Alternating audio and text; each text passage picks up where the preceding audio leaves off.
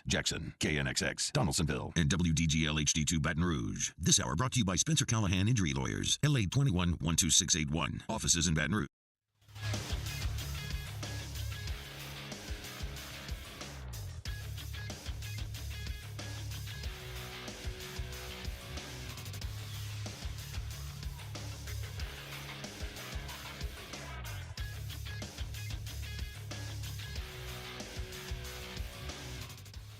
Good morning, everybody. It is 7 a.m. on Friday, July 28th. Today in Baton Rouge, expect sunny skies with a high of 95. Coming up on OTB, Jeff Duncan joins the show at 7:30 to talk Saints, and Jacques Doucet also joins the show at 8:15. You can follow today's show on Twitter, Instagram, and TikTok at OTB_ESPN, or catch us on YouTube at the 1045 ESPN channel and subscribe for daily content. Hour number one of Off the Bench, live from the Mercedes-Benz of Baton Rouge studio, starts now. Let we go. All-Star Toyota presents Off the Bench with Jacob Hester and T-Bob Hebert. Yeah. Off the Bench with Hester and T-Bob. Hey, P, they said I got to come off the bench. All-Star Toyota presents Off the Bench with Hester and T-Bob. Yo.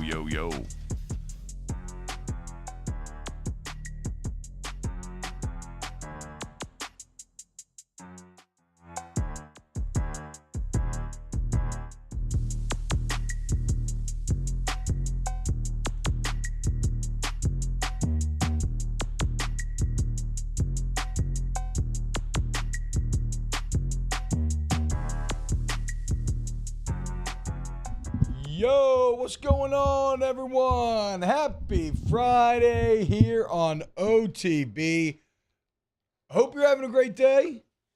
It is Friday, so chances are you're probably feeling pretty good, man. Weekend is here. Let's have ourselves a weekend. We got another day of Saints camp to break down. We got some LSU baseball news as the Tigers continue to raid the Tide. You have Sean Payton with maybe the most aggressive and honest interviews and answers that I think I've ever maybe seen doing this job. Very interested to get into some of that. We're going to talk to Jeff Duncan, Jacques Doucet coming on to break down, but to talk about some charitable causes he's got going on. Always like catching up with Jock. And then we got hour number 3, little champagne shenanigans. Riv's going to come hang out for a little bit. We'll just, do whatever we do the last hour on Friday, which is talk about nonsense. Just absolute, pure, unadulterated nonsense. How we feeling today, boys? Mario, Taylor, feel good? Feeling great, man. It's been a fun week. I know it's just practice, but I've enjoyed talking all this football, and I'm enjoying how close to the season we are. I agree.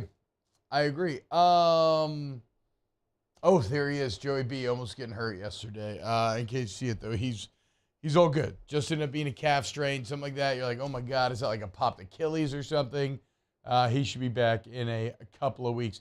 Taylor, what's up, man? How you feeling? How's Cowboy camp going? It's going okay. Lost Donovan Wilson yesterday for first 4 to 5 weeks of the season, so it begins. Yeah, tough blow there. A lot of injuries in training camp throughout the league. I'm doing okay though. Heck of a week. Been a busy week. I'm just tired. Because I asked you about the Cowboys, or are you tired from the week? Tired from the week. Okay, because you've been hosting all week. Yeah, it's been a busy week. Hell yeah. Well, I don't want to hear it, so shut up and just keep working. Okay? Hey, I'm here. I'm ready to go. I know. I'm kidding. Yeah, it is that unfortunate time of the year where you just kind of hold your breath every day at camp practice and you hope that you don't have one of your guys get hurt. Jalen Ramsey going down for the Dolphins. Well, I don't want to point fingers or anything. That was kind of Mario's fault. Okay. I'm pretty sure Mario jinxed the Dolphins yesterday. If you're listening on the radio, right after the show, directly pointing a finger at Mario. I was giving a lot of love to the tandem of right Ramsey after the show and Howard, saying how good they were going to be. He said, dude, because we saw Tua on TV or whatever. I forgot Jalen Ramsey played for the Dolphins. Yeah, well, we were like, oh, Tua's numbers last year, like they were better than I remember or whatever. Mario's like, yeah, they could be pretty good. I mean, Xavier Howard and Jalen Ramsey, if that duo can get it going, like the defense is going to be good. And then like 2 hours later, Jalen Ramsey gets hurt. True story. Yeah, so I don't want to blame Mario, but like it was Mario's fault. I agree. Mario uttering those words in this room absolutely led to Jalen Ramsey needing meniscus surgery. I mean, that's just simple I don't know how you could arrive at any other conclusion. Hell yeah. Quite honestly. Now you're thinking with your dipstick, Jimmy. Just like Peyton Turner's going to have 10 sacks this season because I'm speaking it into existence. Okay. I feel like maybe knock on wood after what you did to Jalen Ramsey yesterday. It's not like you said Ramsey was going to get hurt. You said he was going to do good, and then he got hurt. Well, you know that happened. That happened with Burrow Wednesday. What? They were interviewing him, and he said, hey, look, knock on wood, but this is my first offseason since my rookie year that I've been fully healthy, and there hasn't been a setback. And then the next day at practice, he got hurt. Still, on the scheme of things, calf strain for Burrow, so a couple weeks for him. That meniscus for Ramsey is going to hold him out much longer. He'll be back sometime later in the year. So, yeah, hopefully the Saints can avoid the same. Although one of the big practice notes from yesterday is that Trevor Penning missed practice due to a foot injury, which immediately sounds terrifying, given the fact that he got Liz Frank right at the last game and so entered the offseason with it. But according to the New Orleans Saints, though, they can be they can tend to obfuscate these things, right? They can be a bit less than forthcoming when it comes to being honest about these things. But they are saying that it's not a big deal. It's minor, and it's actually not related to that Liz Frank. I don't know if it's the other foot or a different part of the foot. So, and they said he could be back as early as tomorrow. So no panic there. All good. It does confirm, though, kind of one thing that we were playing with yesterday as you continue to look at how that offensive line is starting, maybe entering camp, where, yesterday with Penning available, Hurst was your starting left guard. Without Penning, Hurst bumps out to left, Pete slots in there at left guard, and then you still got McCoy, Ruiz, and Ramczyk holding it down on the right side. Peyton Turner got to practice with the first team yesterday, which that's natural in camp. If you have a competition where you think both guys have legitimate chances to be starters, that's exactly what you'll do a lot of times is one day one of the guys will get the ones and the next day the other does, right? So it was, and you can look at corner as well. It was Carl Granderson and Paulson Adebo on day one getting the first crack with the ones. And here on day two, it was Alante Taylor and Peyton Turner. So clearly, the opportunity for those two younger guys to earn the starting job is there in the ether. They're going to get the opportunity. They just have to go and do it. I don't know that I read anything else that is worthy of mentioning from Saints camp yesterday. Did you boys see anything that has piqued your interest? I mean, the Penning thing was the main thing. Honestly, not really. Mike Thomas continues to practice. He's apparently looking really good, coming up to speed. So, no, not really. Nick Underhill wrote about how Chris Olave looks like he's, bulked up, looks stronger. So that's definitely, if you think about where Olave could grow, that would make a lot of sense, given that he does have a bit of a slider frame. Everything I've seen out of Kamara looks pretty solid. I enjoyed seeing him doing some extra work with Kendre Miller after practice, getting him right, kind of teaching him the ways. That's kind of it for now. And then that's kind of the rhythm that this thing is going to take on as we go on before we get to pads, right? It's going to be these small little kind of single sentence sort of takeaways. Jay Johnson, though, if we want to switch over to LSU baseball, that'll do it for Saints camp. Actually, we're going to talk to Jeff, though. And Jeff's been at practice, so I think that he can actually give us some more insight into maybe what has mattered, what he's seen that matters. Also, he's filtering into a brain of 30 years of doing this thing. But shout out to the recruiting god, the portal god, the baseball god, Coach Jay Johnson, as he strikes again, adding Alabama's ace, Luke Holman, to the LSU Tigers. He joins Andrew Cade Wood as the second Alabama transfer to LSU. How about that? I mean, I know it maybe doesn't feel quite as sweet as it did for Bama fans, and they took Eli Ricks, but I'm always happy to take good Alabama players and make them our own. And in Holman, you have somebody who, remember, these are very good numbers in the context of where the offensive numbers were in last year's college baseball. It's a cat with a 3.67 ERA, 87 Ks to 31 walks in 81 innings. Now, obviously, when you become spoiled with numbers like Paul Skeens and even what Ty Floyd ended up putting up, that may feel a bit more pedestrian, but it's not. Like that is a guy who has a Sorry, you couldn't hear me, but I had to get 2 intense sneezes out there. Bless you. That is a guy who has a should I have not muted the sneezes so that people knew and it didn't sound weird? If it was just one, I feel like you could have muted it, but yeah, two is a long pause. Yeah, maybe I should not mute it. Either way, those are numbers. Like, I don't know if is that a Sunday starter, Saturday starter. I don't think he's gonna be a Friday guy, but those are numbers where you will have a role on this team. And when you especially look at what Jay Johnson does best, which is develop, come up with plans and practice plans for players to become their best self. Well, you get very excited about the potential of Luke Holman. Do y'all know what the funniest part of this Luke Holman story is? Yes, I do.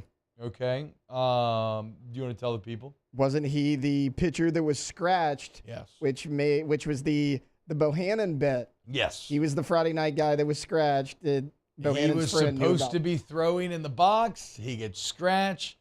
Bohannon texts Bert Neff, which, again, is like, that's an idiot's name. If your name is Bert Neff, like, you're an idiot. Oh, there has never been like a Dr. Bert Neff. No, like, hell no, never. dude. Not Hell one no. time where you've been like, yeah, I'm going to go see Dr. Neff. No.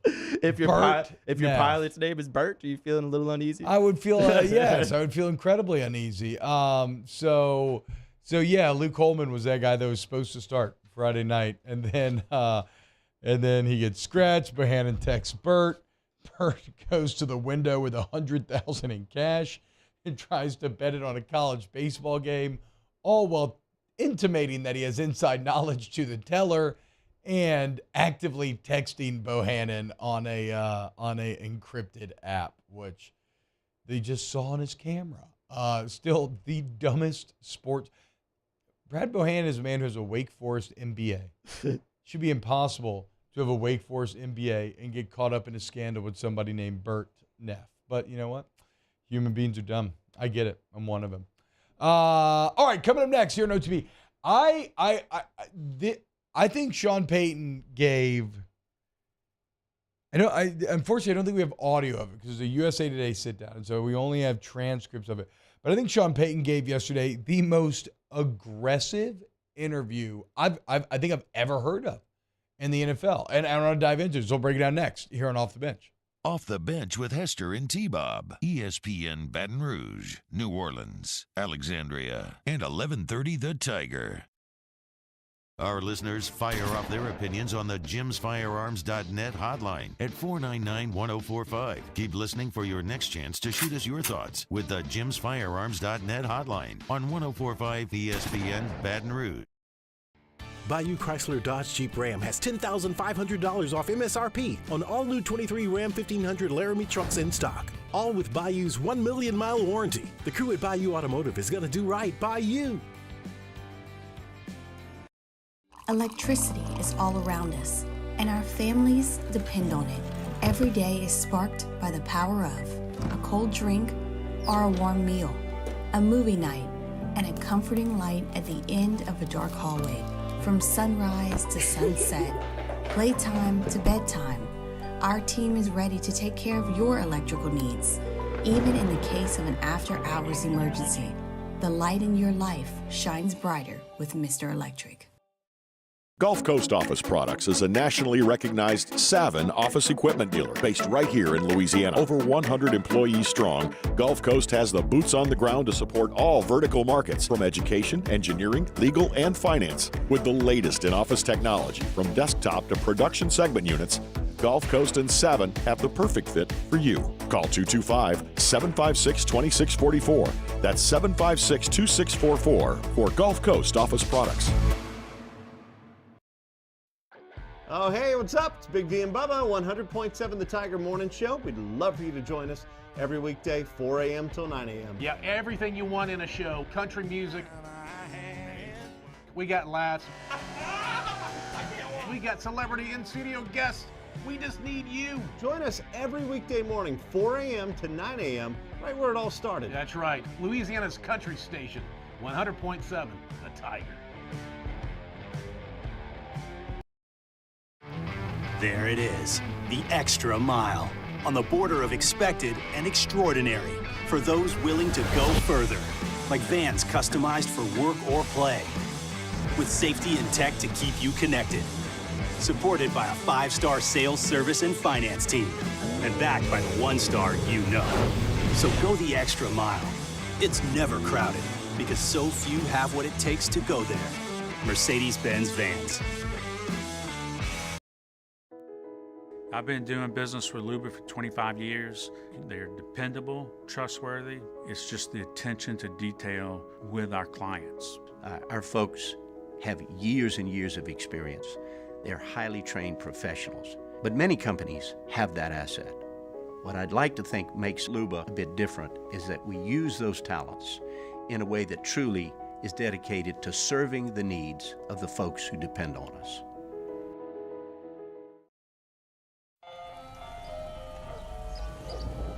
Hey there, little buddy. What's the matter? What's the matter? My windows, siding, and my door. That's what's the matter. Relief Windows can fix all that. I got you.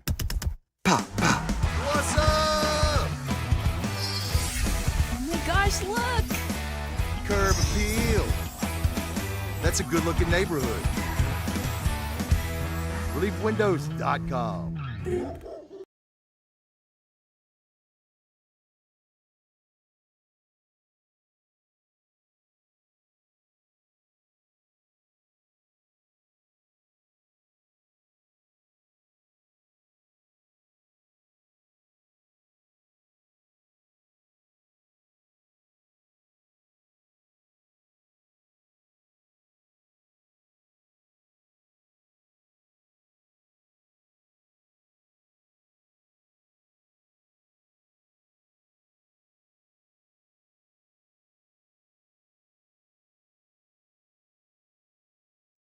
Matt Moscona inviting you to join us for Friday's AFR presented by Don Juan Cigar Bar. We got a Saints training camp update and the Riot Radio Hours return.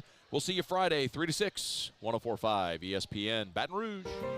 Yeah, you got a friend in me.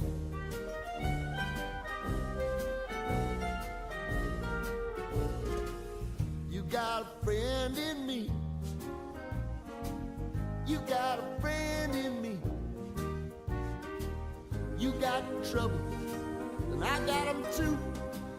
There isn't anything I wouldn't do for you. If we stick together, see it through, 'cause you got a friend in me. All-Star Toyota presents Off the Bench with Hester and T-Bob. ESPN Baton Rouge, New Orleans, Alexandria, and 1130 The Tiger. Shout out, is this Randy Newman, I believe? Yes. I'm sure you only know that because of Family Guy, Mario. Yeah, also yes. The post-apocalyptic episode where he's still alive and he's just narrating everything that I think Peter does. One bite. Yeah, it's like a very vague memory in the back of my head.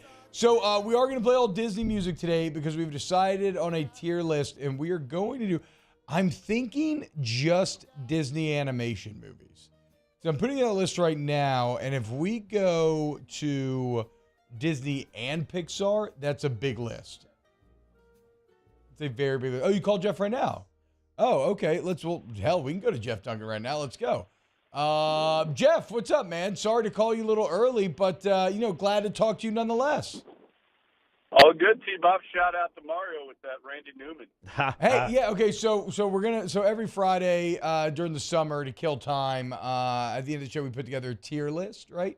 So today we're going to try to tier Disney animation films. Jeff, do you have a favorite Disney animation? Yeah, maybe this is embarrassing to admit, but I love Little Mermaid. I can sing like every lyric of every song in the movie. Well, it's kind of funny that you say that because, I've watched I've probably watched it maybe about 30 times the last year, and I love to grow it up as well. It's fantastic. The new live action Little Mermaid they made, the first Disney live action that I actually think is all right. And it's really funny you say that because this morning on repeat driving in, I was listening to one of the new original songs from the movie, which I would have never really expected. So shout out Little Mermaid. I agree, Jeff. An excellent call. I love it. I love it.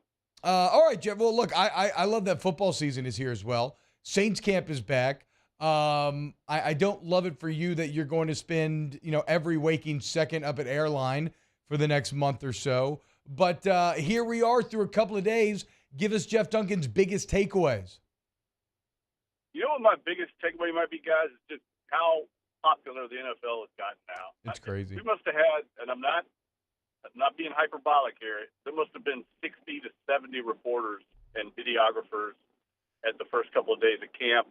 I know, LSU hasn't really gotten ramped up yet, so that's probably part of the reason. But I was talking with your dad, T-Bob, about, the going old days with, what was it like in lacrosse? And he said there'd be days where there were 4 or 5 reporters tops at a training camp workout. For each team or for all the teams? Because that was like a bunch of teams up in lacrosse too, right? Yeah. He was just saying for Saints. He said, I knew every reporter very well. There'd be a handful.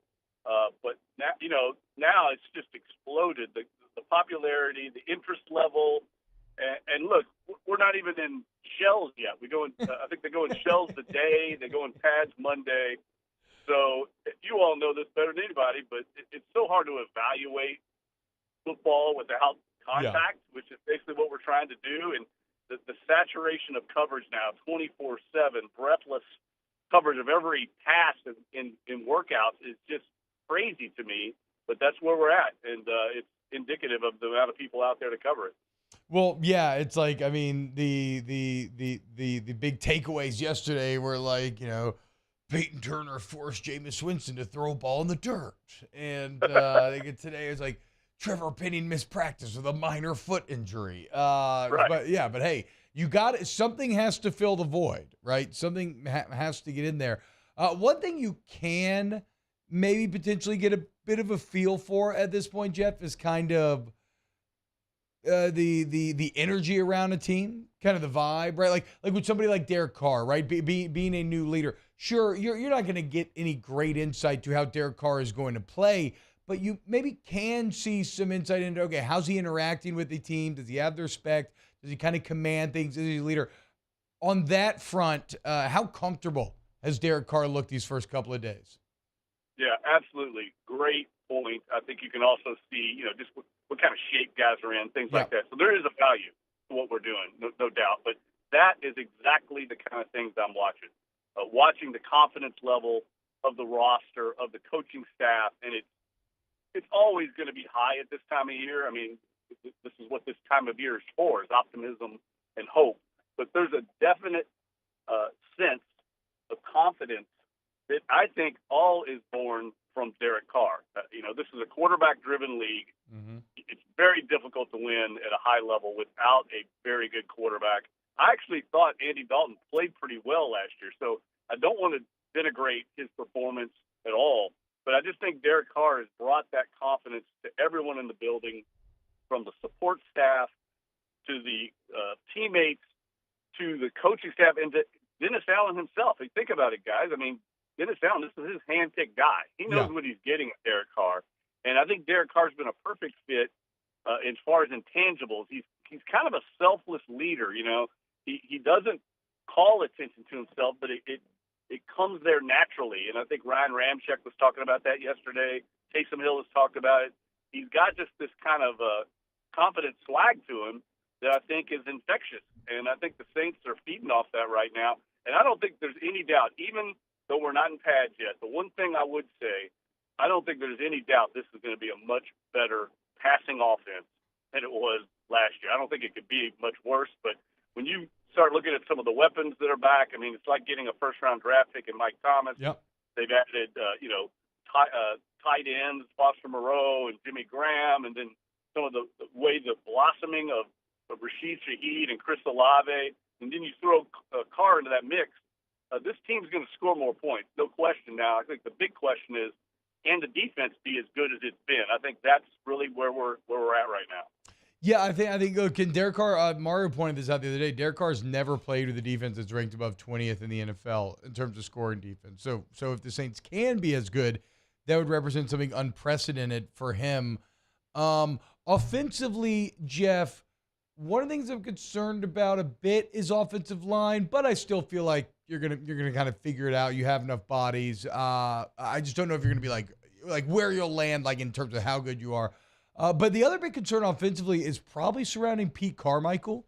You know, last year we were pretty highly critical of him, maybe being overly conservative. Now, of course, is that a function of maybe because the quarterback that you have and Andy Dalton maybe isn't capable of pushing things, or is it Dennis Allen telling him no, we want to play things closer to the vest? Like, do you expect Pete Carr, because they got to go for it. This staff does. Like, this is the make or break year for this staff and really for this franchise as to whether or not they got to really reevaluate things. Do you think Pete Carmichael gets more aggressive this season? Yeah, going to talk to him about that exact subject today because I think it's the number one question for this offense. How much of that was a function of them not feeling confident with the quarterback play, and how much of that was a function of being a defensive-minded, kind of conservative head coach and his philosophy? And we're going to find out. I think it's the biggest question on this offense. Look, until this offense does it without Sean Payton and Drew Brees, there's always going to be those questions. Always. And I think they're very valid. And I really believe that if they let Pete Carmichael kind of take the handcuffs off, this offense is going to be a lot more dynamic. There's no doubt. I am a little concerned, like you said, about the offensive line. They're moving people around. I think this is another thing I've noticed early on, T-Bob, is I think they're trying to create a lot more competition. I think they looked back on last year, saw that they kind of were a little lackadaisical as far as like, hey, you're the all starters. We're status quo. We're going to do what we did with Sean Payton. And I think they feel like they let a sense of complacency maybe in some of the starters. And that's not the case this year, man. They're creating competition on the offensive line, the defensive line, cornerback. I think even beyond the top two receivers, there's a ton of competition. So it's much more competitive camp than we saw a year ago. Yeah, and I mean, look, Hurst has a real chance to beat out Pete for that left guard job if Penning ends up grabbing that left tackle job. And then we've already seen Paulson Debo and Alontae Taylor both get cracks with the ones, and so that's going to continue. So, okay, I see that. Jeff, you know Sean Payton very well. We'll get off the Saints for a second here. I'm assuming you've seen the Sean Payton quotes surrounding the Broncos. First thing I saw yesterday morning. Yeah, okay. Blew up my phone. Yeah, I figured. You know Sean very well. He's given you unprecedented access. You wrote an entire book about how him and Brees changed the NFL. It's a great read. Everybody should go check it out.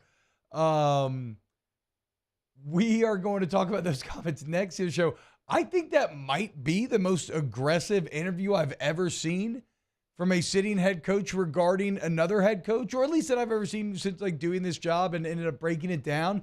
Were you at all surprised to see Sean go so scorched earth against the Nathaniel Hackett era of the Broncos? Yeah, I would say the fact that he, it sounded very personal, right? Yeah. But Sean Payton, I mean, that's just part of the package with him. I mean, that's what you get. Take it or leave it, for better or worse. That's the guy, when he was here, the guy's doing the skull clap on the sidelines during the Vikings game. Yeah. He's doing the choke sign to Devontae Freeman during a game. I mean, what other head coach has ever done that? True. And Saints fans love that when he was here, right? I mean, they love that he had that, I'm going to kick sand in your face. I'm the bully here. I've always felt like that was something Saints fans loved because for years, let's face it, T-Bob, this was a franchise that lost, and they got sand kicked in their face. And now they had the bully, and they loved it. And that's what the Broncos have got. It was a little, I think, out of character with most NFL coach decorum, but I really believe the ulterior motive there, and I tweeted this out, is I just think he's trying to build up Russell Wilson. He knows that's critical to their success here. He's basically saying, look, I got your back. I've heard him say 1 million times that line about dirty hands. There's 1 million dirty hands here. He used that line a lot here. What he's saying is everyone was to blame. It's not just Russell Wilson. He's trying to deflect the blame away from his quarterback. And if there's collateral damage in the form of Nathaniel Hackett, he doesn't care. Trust me. I mean, I've heard him say that to me before where I've said, like, hey, you're violating NFL media policies with what you're doing. We're due a chance to talk to this guy on your team. He's like, I don't care about that. I care about my team. he'll just flat out tell you if it doesn't fit his agenda to make his team better, he'll take a fine. It doesn't matter if it angers another coach. It's all about his team. And I really think that's what was going on here. Yeah, very salient point by you, Jeff, in that all these comments, while it feels like they're about other things, you are right that, like, the through line is actually all in support of Russell Wilson. Like, that is the common denominator in all the different quotes. Yeah, and you know what else? We also just learned that apparently he thumbed his nose at the NFL for the COVID fine. Is that true? Do we know that to be true? As he told John Gruden, "You're the only dumb MFer that paid that fine." Yeah, I don't know about the line there, but I don't know for sure, but it's totally on brand with Sean Payton. I do know this. I mean, that he did not pay it when he was here. I know that for sure. Wow. So that was a source of a lot of issues here, because he wanted the team to pay the fine, and the team said, "No, that fine's on you." And it was a little bit of a bone of contention between him and the New Orleans Saints, who was going to pay that fine. So I know he didn't pay it when he was here, so it would not surprise me if he goes to his grave not paying that fine. Talking to Jeff Duncan here at Jeff Duncan _ on Twitter. Jeff, are you headed back? Is today the first public practice? Yes, yeah, I'm on my way out right now. We're going up. It'll be a hot one, as usual. Yeah. I know they're monitoring the heat and everything. Well, hey, give the old man a hug for me.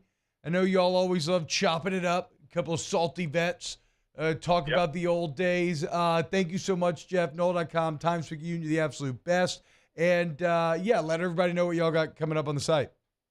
Yeah, one thing I'll pump is, we're really putting out our Saints newsletter, T-Bob, and it's a great way.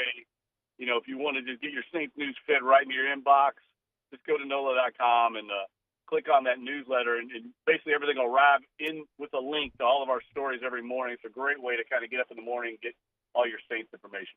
There you go. I need to go sign up for that then. That makes show prep way easier. Jeff, thank you so much, man. You have an excellent day, my friend. All right, T-Bob. Take care of you, man. Have a great weekend, buddy. Yes, sir. You too. I love that man, dude. He's always so gracious with his time. A true vet. Been in this game for decades. Seen it all. Knows how to do that dance of being objective, being critical, but still maintaining relationships. Jeff's a legend of the game. Also, just perfectly gray temples. Perfectly gray temples. Nothing makes a man look more wise than perfectly gray temples. All right, when we get back, I want to get into some of these Peyton quotes in case you missed him. I can already hear people yelling because we came back with a Pixar song when we said we're going to do Disney. So now, I don't know, maybe we have to do Disney Pixar now. Disney is Pixar. Well, now, but they aren't, like, Disney animation is technically different than Pixar. Oh. Disney ended up buying Pixar. Do you know who started Pixar? No. Yeah, I do. Who? Old man Pixar. Yes, Tom Pixar. I figured. No, Steve Jobs. How dumb is that? I did not know when that. he got ousted as Apple's CEO, he was like, okay, I'll just start this other thing that's going to change the world. And then he sold it for a ton of money, and then he went back to Apple, and he made the iPhone. Oh, okay. I mean, what? Thanks for the differentiation. Now I know. No How Pixar. is that possible? All right, more OTB, though, coming up next.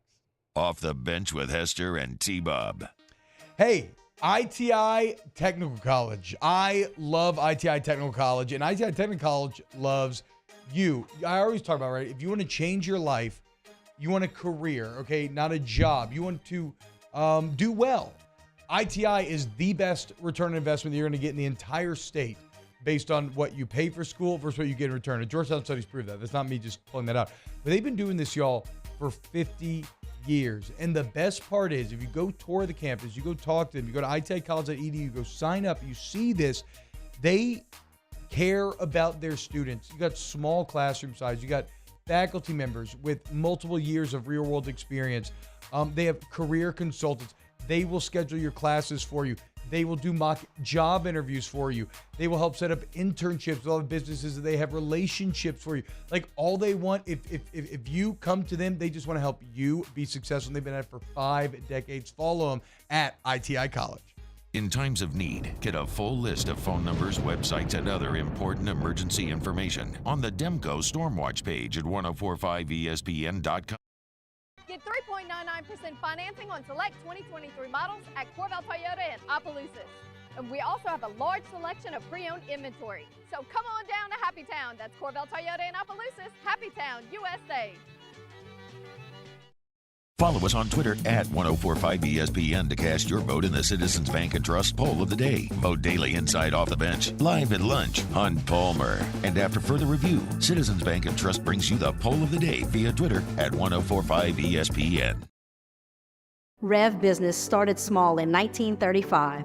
We built our reputation by providing hometown service with Louisiana hustle. For nearly 90 years, we've expanded across our great state, through the swamps and across the Mississippi, bringing fiber optics from the capital to the North Shore and down the bayou to the coast, all to connect your business with the world.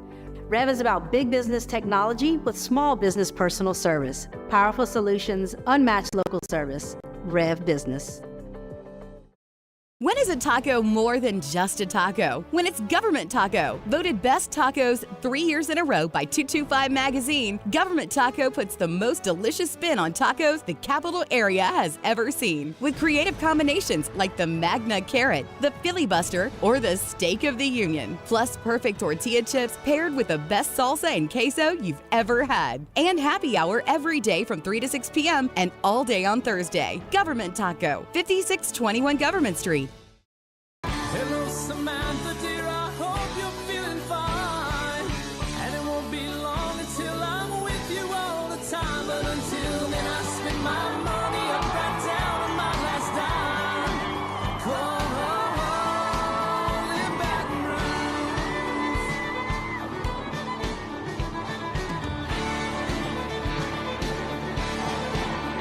I'm ready, what you put me on through. Gotta send my love down to Dylan Cruz here to tell you about Six Rings Baseball and Softball Camp. If you live on the North Shore and play ball, go to Six Rings Camps with former LSU assistant coach Dan Canaveri. His knowledge is second to none, and your child will improve and have fun doing it. Camps were held at Coquille Park and Six Rings Academy in Covington with 4 sessions over the summer. Full day and morning only sessions are available from ages 7 to 13. Go to sixringsbaseball.com or call 985-206-9096. Learn the game to love the game. Gulf Coast Office Products is a nationally recognized Savin office equipment dealer based right here in Louisiana. Over 100 employees strong, Gulf Coast has the boots on the ground to support all vertical markets from education, engineering, legal, and finance. With the latest in office technology from desktop to production segment units, Gulf Coast and Savin have the perfect fit for you. Call 225-756-2644. Matt Moscona inviting you to join us for Friday's AFR presented by Don Juan Cigar Bar. We got a Saints training camp update and the Riot Radio Hours return. We'll see you Friday, 3 to 6, 104.5 ESPN, Baton Rouge. I know you, I walked with you once upon a dream. I know you, the gleam in your eyes is so familiar a gleam. Yet I know it's true that visions are seldom all they seem.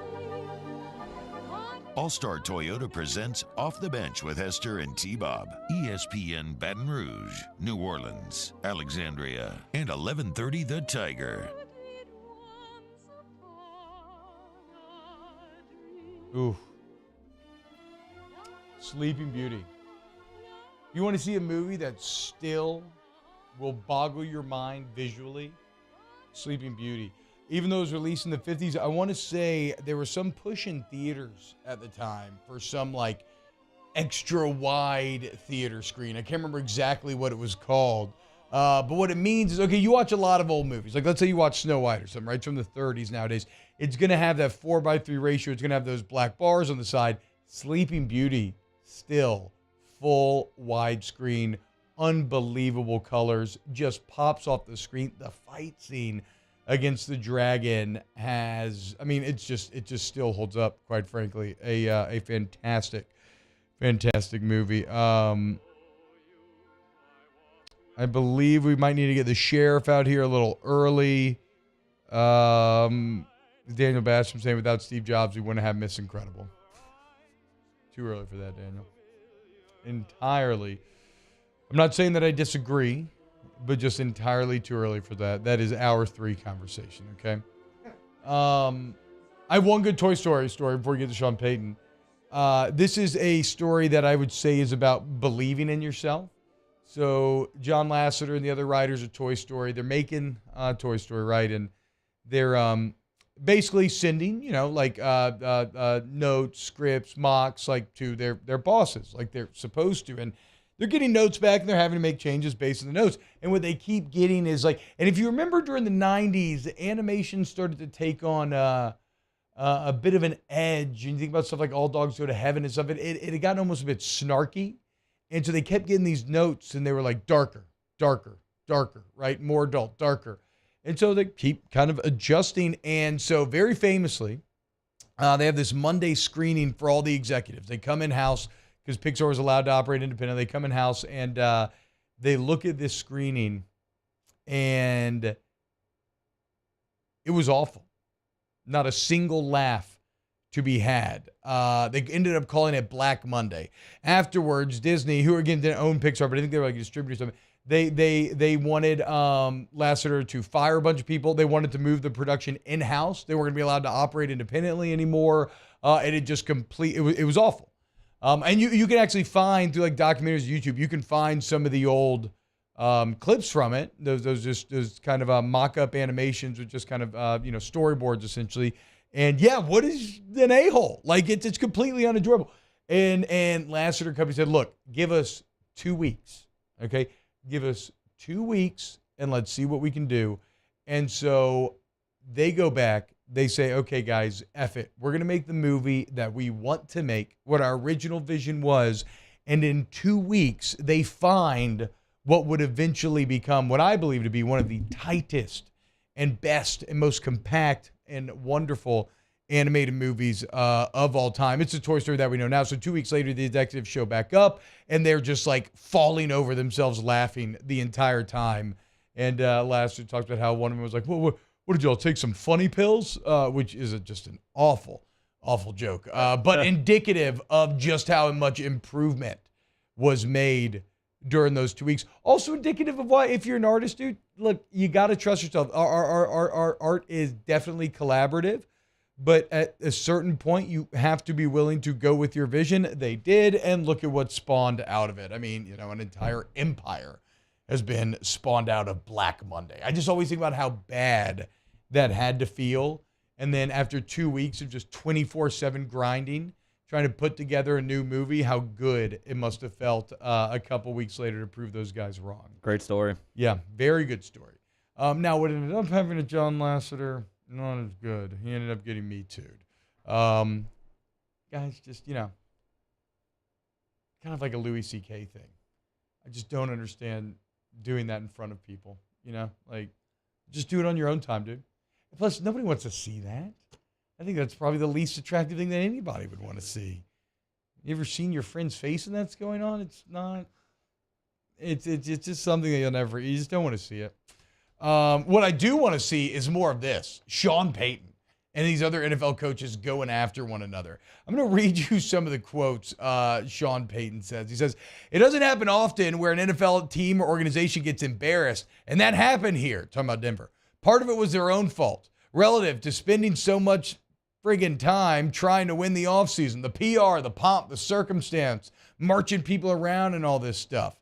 And then he was kind of asked about Russell Wilson's entourage, right? And everything else, like how he had an entire crew allowed in there, his own office.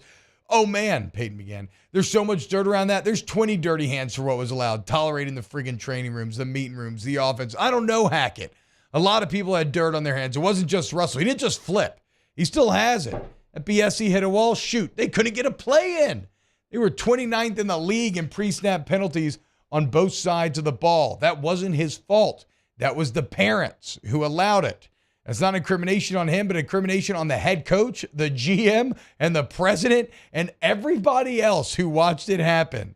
Now, quarterback having an office and place to watch film is normal, but all those things get magnified when you're losing. All that other stuff, I've never heard of that. We're not doing that. Everything I heard about last season, we are doing the opposite. He would go on to say, He's talking more about stink on the hands. It's not just Russell, poor offensive line. And this might have been one of the worst coaching jobs in the history of the NFL, and would even go on to take a little shot at the Jets just to up the ante a little bit. And look, hey, Taylor, if you look at 7:15, I've got Robert Saleh. We do actually have video of how he responded to this, so let me know when we have that with sound. But he would go on again, talking about Russell, saying, we're not going to be doing any of that. The Jets did that this year. You watch. Hard Knocks. All of it. I could see it coming. Remember when Dan Snyder put that dream team together? Which, by the way, did y'all remember that? Are you old enough to remember that? Vaguely, With yes. Dion, everybody, they're supposed to be like unbeatable, and they ended up sucking. Eagles, too. Yeah. Remember when Dan, I forgot about the Eagles dream team. Remember when Dan Snyder put that dream team together? I was at the Giants in 2000. I was a young coach. I thought, how are we going to compete with them? Dion's there now. The team won 8 games or whatever. So listen, just put the work in. So Sean crapping on Hackett, crapping on the Jets and that whole rigmarole. And here's what Robert Saleh had to say at a Jets camp yesterday. Robert, you probably been made aware of what Sean Payton said today, I'm assuming. And just kind of curious, A, what your reaction to that is. I mean, you kind of napalm Hackett and you guys kind of trying to draw attention and whatnot. And B, just as a follow-up to that, do you feel because of all this stuff, Aaron here and the Hard Knocks and whatnot, if you become a little bit more of a lightning rod here and that's something you got to deal with? Well, I'm not going to acknowledge Sean on that. He's been in the league a while. He can say whatever the hell he wants. But as far as what we have going on here, it's I kind of live by saying if you ain't got no haters, you ain't popping. So hate away. It's obviously we're doing something right if you got to talk about us when we don't play you till week 4, and I'm good with it. But the guys in our locker room, they've earned everything that's coming to them. And really excited about what's going on. I think Hackett's doing a phenomenal job here. The coaching staff is doing a phenomenal job, and we're focused on us. I get it. There's a lot of external noise. There's a lot of people who are hating on us. There's a lot of people looking for us to fail. There's a lot of crows pecking at our neck. But all you can do is spread your wings, keep flying high until those crows fall off and suffocate from the inability to breathe. It's a whole other analogy I'll get into later. But really, really, really excited about the group we have, the coaching that's going on, and but I'm going to keep our focus on us and making sure that we're prepared every single day to do the best we can and learn from our past and grow with every moment that we have. I too have always lived by the saying, if you don't have any haters, you ain't popping. Which is why I think we're popping How a little cool bit. do you think he felt after that comment? I mean, I don't know. I can't have felt that cool. No, it didn't feel very cool. That's one he worked on for sure. It's from a rap song. I know that. I do have one other question. I know we're going to do a break, but it's like, okay, if the crows are running out of oxygen, why is the thing they're pecking not running out of oxygen? Is it just a bigger bird with deeper lung capacity? Or in theory, wouldn't that bird also be running out of oxygen because it's flying so high? Or is what they're pecking like already dead, which is even worse? Oh, okay. Well, you can't kill what's already dead, though, Taylor. You have go. to remember this, okay? And the Jets basically have been a zombie of a franchise for a couple decades now. When we get back, closing hour 1 of OTB. Off the bench with Hester and T-Bob.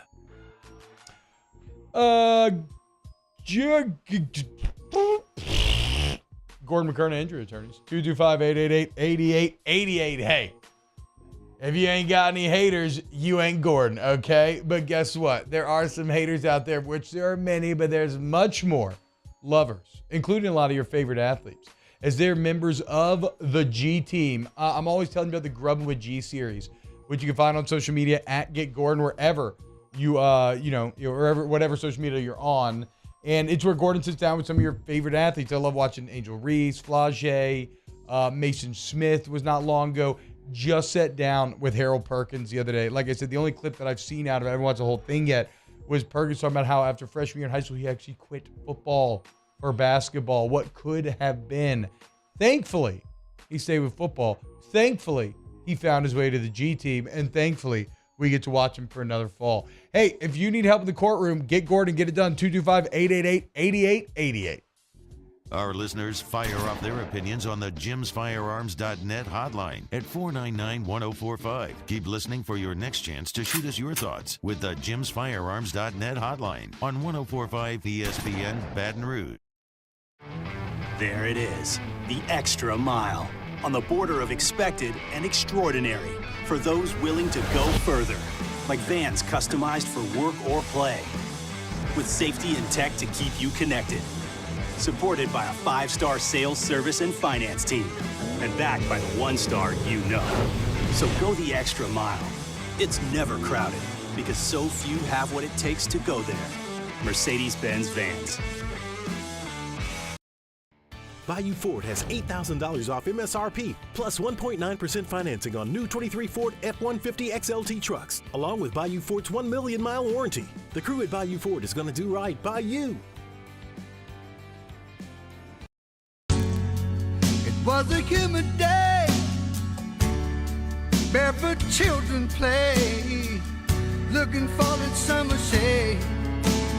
Time just slips away. Oh, Louisiana, some kind of hold on me. Like cypress stumps, your roots are planted deep inside of me.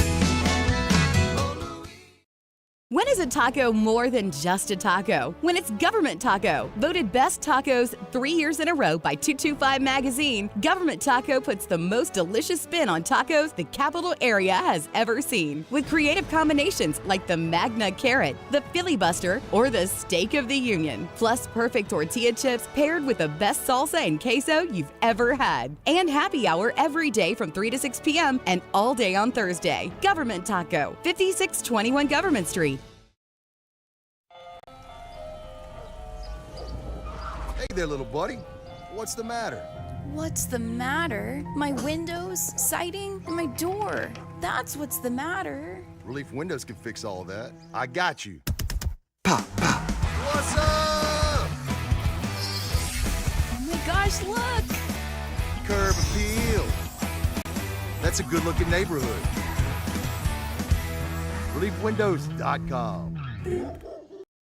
Dylan Cruz here to tell you about Six Rings Baseball and Softball Camp. If you live on the North Shore and play ball, go to Six Rings Camps with former LSU assistant coach Dan Canaveri. His knowledge is second to none, and your child will improve and have fun doing it. Camps are held at Coquille Park and Six Rings Academy in Covington with 4 sessions over the summer. Full day and morning only sessions are available from ages 7 to 13. Go to sixringsbaseball.com or call 985-206-9096. Learn the game to love the game.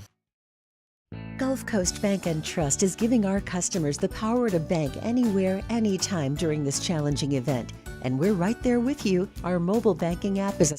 Matt Moscona inviting you to join us for Friday's AFR, presented by Don Juan Cigar Bar. We got a Saints training camp update and the Riot Radio Hours return. We'll see you Friday, 3 to 6, 104.5 ESPN, Baton Rouge. The seaweed is always greener in somebody else's lake. You dream about going up there, but that is a big mistake. Just look at the world around you, right here on the ocean floor. Such wonderful things around you. What more are you looking for? Under the sea, under the sea. Darling, it's better down where it's wetter. Take it from me.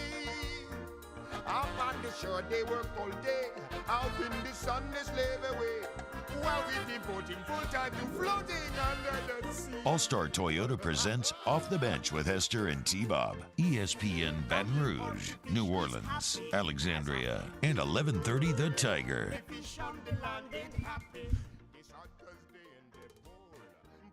In the boat, there's nothing a worse fate. Welcome back, OTB. Closing out hour number 1. In case you missed it, Joe Burrow, scary times yesterday. I signed on to Twitter randomly, and I just saw a bunch of Joey B prayer emoji hands. I was like, oh, God, no. Oh, God, no. And then you look it up, and the video did not look good. He's in the middle of camp. He's running. And you know how those Achilles injuries are always the worst because all of a sudden a guy just goes from running, then he's just down. That's what it looked like. But, thankfully, just a strained calf in the end. So Joe Burrow should be back in a couple of weeks. We're putting together our Disney tier list. So far, we've got Snow White, Pinocchio, Fantasia, Dumbo, Bambi, Cinderella, Alice in Wonderland, Peter Pan, Lady and the Tramp, Sleeping Beauty, 101 Dalmatians, Mary Poppins, Jungle Book, Robin Hood, Little Mermaid, Beauty and the Beast, Aladdin, Nightmare Before Christmas, Lion King, Pocahontas. So I put a Goofy movie on there. I know it meant a lot to people my age, and like I love Brave Little Toaster, but I didn't put that on there. I'm trying to keep it to what people would consider to be the true classics. What was y'all's favorite Disney movie growing up? I honestly loved Extremely Goofy Movie, the sequel to Goofy. I love where they go to college. Yeah, that was one of my favorite ones. Oh yeah, me too. I mean, I loved skateboarding growing up, and it was like so cool. I loved how Goof just is good at by accident everything that he does. The pizza in those movies looks so good. I agree. I want some of the pizza. Lean Tower of Cheese. Pauly Shore. What about you, Ted? I always liked Peter Pan. Gorsh, Taylor. Yeah, Peter Pan's awesome. I just watched it a lot when I was a kid. That's probably the one I've watched the most. Yeah, my kids are obsessed with Peter Pan as well, and Wendy, and everything else. Holds up, very good. Pretty good new Peter Pan live action. Not awful either. All right, when we get back, hour number 2. You know what? I'm gonna be an old man. Off the bench with Hester and T-Bob. Bayou Chrysler Dodge Jeep Ram has $10,500 off MSRP on all new 23 Ram 1500 Laramie trucks in stock. All with Bayou's 1 million mile warranty. The crew at Bayou Automotive is going to do right by you. The world's leaders in obesity research, obesity medicine, and obesity science are right here. We're doing something that no one's ever done or trying to answer a question that no one's ever asked before. Pennington is a real jewel when it comes to research. We are finding the solutions to the world's worst chronic disease, which is obesity. Louisiana needs Pennington Biomedical. Gulf Coast Office Products is a nationally recognized Savin office equipment dealer based right here in Louisiana. Over 100 employees strong, Gulf Coast has the boots on the ground to support all vertical markets from education, engineering, legal, and finance. With the latest in office technology from desktop to production segment units, Gulf Coast and Savin have the perfect fit for you. Call 225-756-2644. That's 756-2644 for Gulf Coast Office Products. There it is, the extra mile, on the border of expected and extraordinary for those willing to go further, like vans customized for work or play, with safety and tech to keep you connected, supported by a 5-star sales, service, and finance team, and backed by the 1-star you know. So go the extra mile. It's never crowded, because so few have what it takes to go there. Mercedes-Benz Vans. I've been doing business with Luba for 25 years. They're dependable, trustworthy. It's just the attention to detail with our clients. Our folks have years and years of experience. They're highly trained professionals, but many companies have that asset. What I'd like to think makes Luba a bit different is that we use those talents in a way that truly is dedicated to serving the needs of the folks who depend on us. When is a taco more than just a taco? When it's Government Taco. Voted best tacos 3 years in a row by 225 Magazine, Government Taco puts the most delicious spin on tacos the capital area has ever seen. With creative combinations like the Magna Carrot, the Filibuster, or the Steak of the Union. Plus perfect tortilla chips paired with the best salsa and queso you've ever had. And happy hour every day from 3 to 6 p.m. and all day on Thursday. Government Taco, 5621 Government Street. Follow us on Twitter at 1045ESPN to cast your vote in the Citizens Bank and Trust Poll of the Day. Vote daily inside Off the Bench, live at lunch on Palmer. And after further review, Citizens Bank and Trust brings you the Poll of the Day via Twitter at 1045ESPN.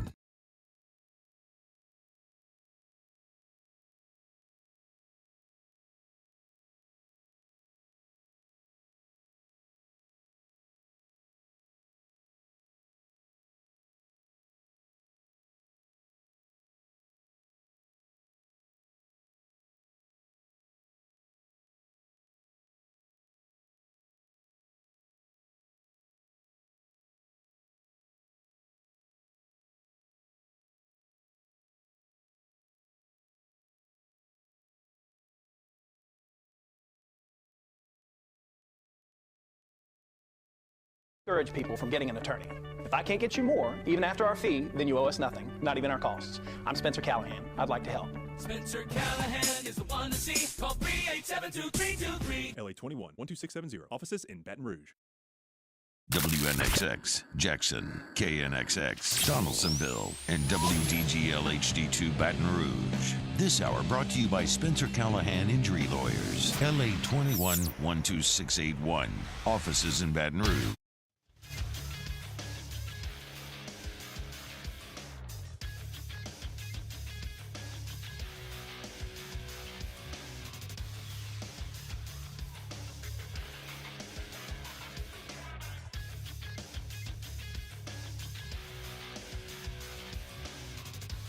Good morning, everybody. It is 8 a.m. on Friday, July 28th. Today in Baton Rouge, expect sunny skies with a high of 95. Coming up on OTB, Jot Doucet joins the show at 8:15. You can follow today's show on Twitter, Instagram, and TikTok at OTB_ESPN, or catch us on YouTube at the 1045 ESPN channel and subscribe for daily content. Hour number 2 of Off the Bench, live from the Mercedes-Benz of Baton Rouge studio, starts now. Let we go! All-Star Toyota presents Off the Bench with Jacob Hester and T-Bob Hebert. Yeah. Off the Bench with Hester and T-Bob. Hey, P, they said I got to come off the bench. All-Star Toyota presents Off the Bench with Hester and T-Bob. Yo, yo, yo.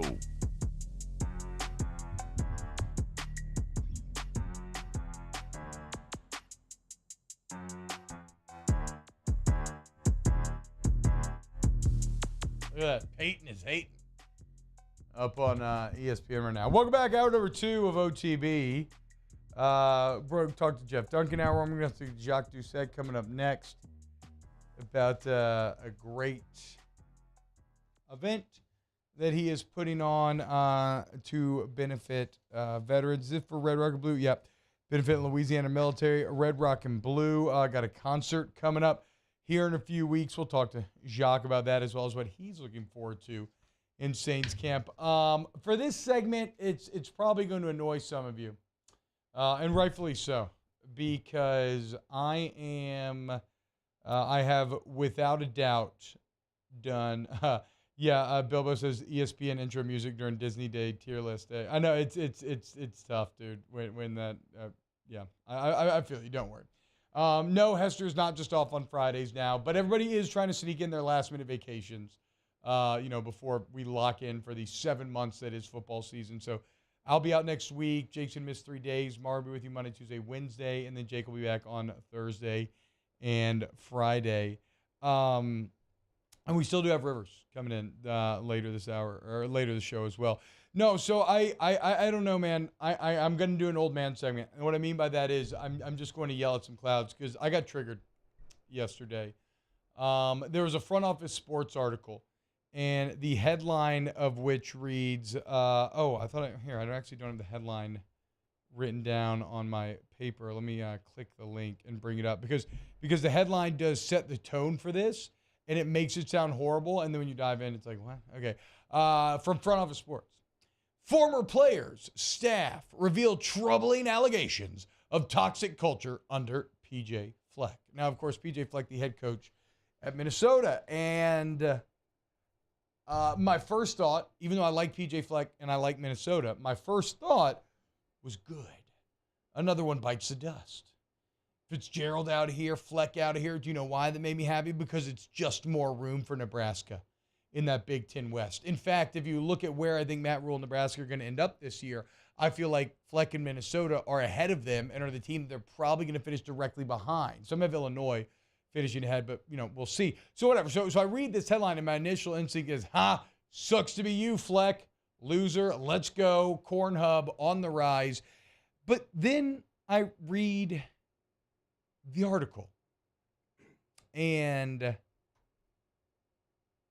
I could feel the crow's feet next to my eyes. I could feel my knees creaking, my hair thinning and graying as I was becoming increasingly angry about what I was reading. The level of softness espoused by these anonymous whistleblowers. I've never seen anything like it. By the end of the article, I just felt like I wanted to fight someone. All I read in this piece was a very good football coach who admittedly is a bit corny, right? But a very good football coach. And then just some, and I hate being this new generation just doesn't want to blah, blah, blah, blah, blah, right? But I'll be damned if some of them don't. I mean, because these kids are as soft as my little baby's cheeks that I was talking about rubbing the other day, and how much I like it's essentially what these players were. It's funny too. I was talking to somebody the other day who's a very, very, very successful business owner, and he's in California, and because of the pandemic, everybody started working from home, and he wanted to reinstitute the rule that you have to come into work on Monday. And it was like shocking the reaction that he got. This one dude, Michael, chimes up in the company meeting and is like, well, do we have any data to support, what coming in on Monday can do and blah, blah. Telling the boss this. Can you imagine? You're an employee telling the boss, do you have any data why coming into work on Monday matters? Are you kidding me? Michael Monday, get the hell out of here, you bum. God. He has to go walk his dog. Hiking trail. What? So the Michael Monday story blew my mind. Listening to this man who is a boss of multiple people that then had to try to convince people that coming into work on Monday was a valuable use of their time for making the business successful. I mean, truly just some beyond the pale stuff. So then I read this article, and it's, like I said, it's got a lot of cheesy PJ. He's a big saying guy, right? We know that from like Row the Boat, right? And so he's got like these acronyms and these kind of things that they want to live by that players have to know, and they actually test them on it. Like, have you absorbed this stuff? And it's a really like HYPRR, which seems hard to remember.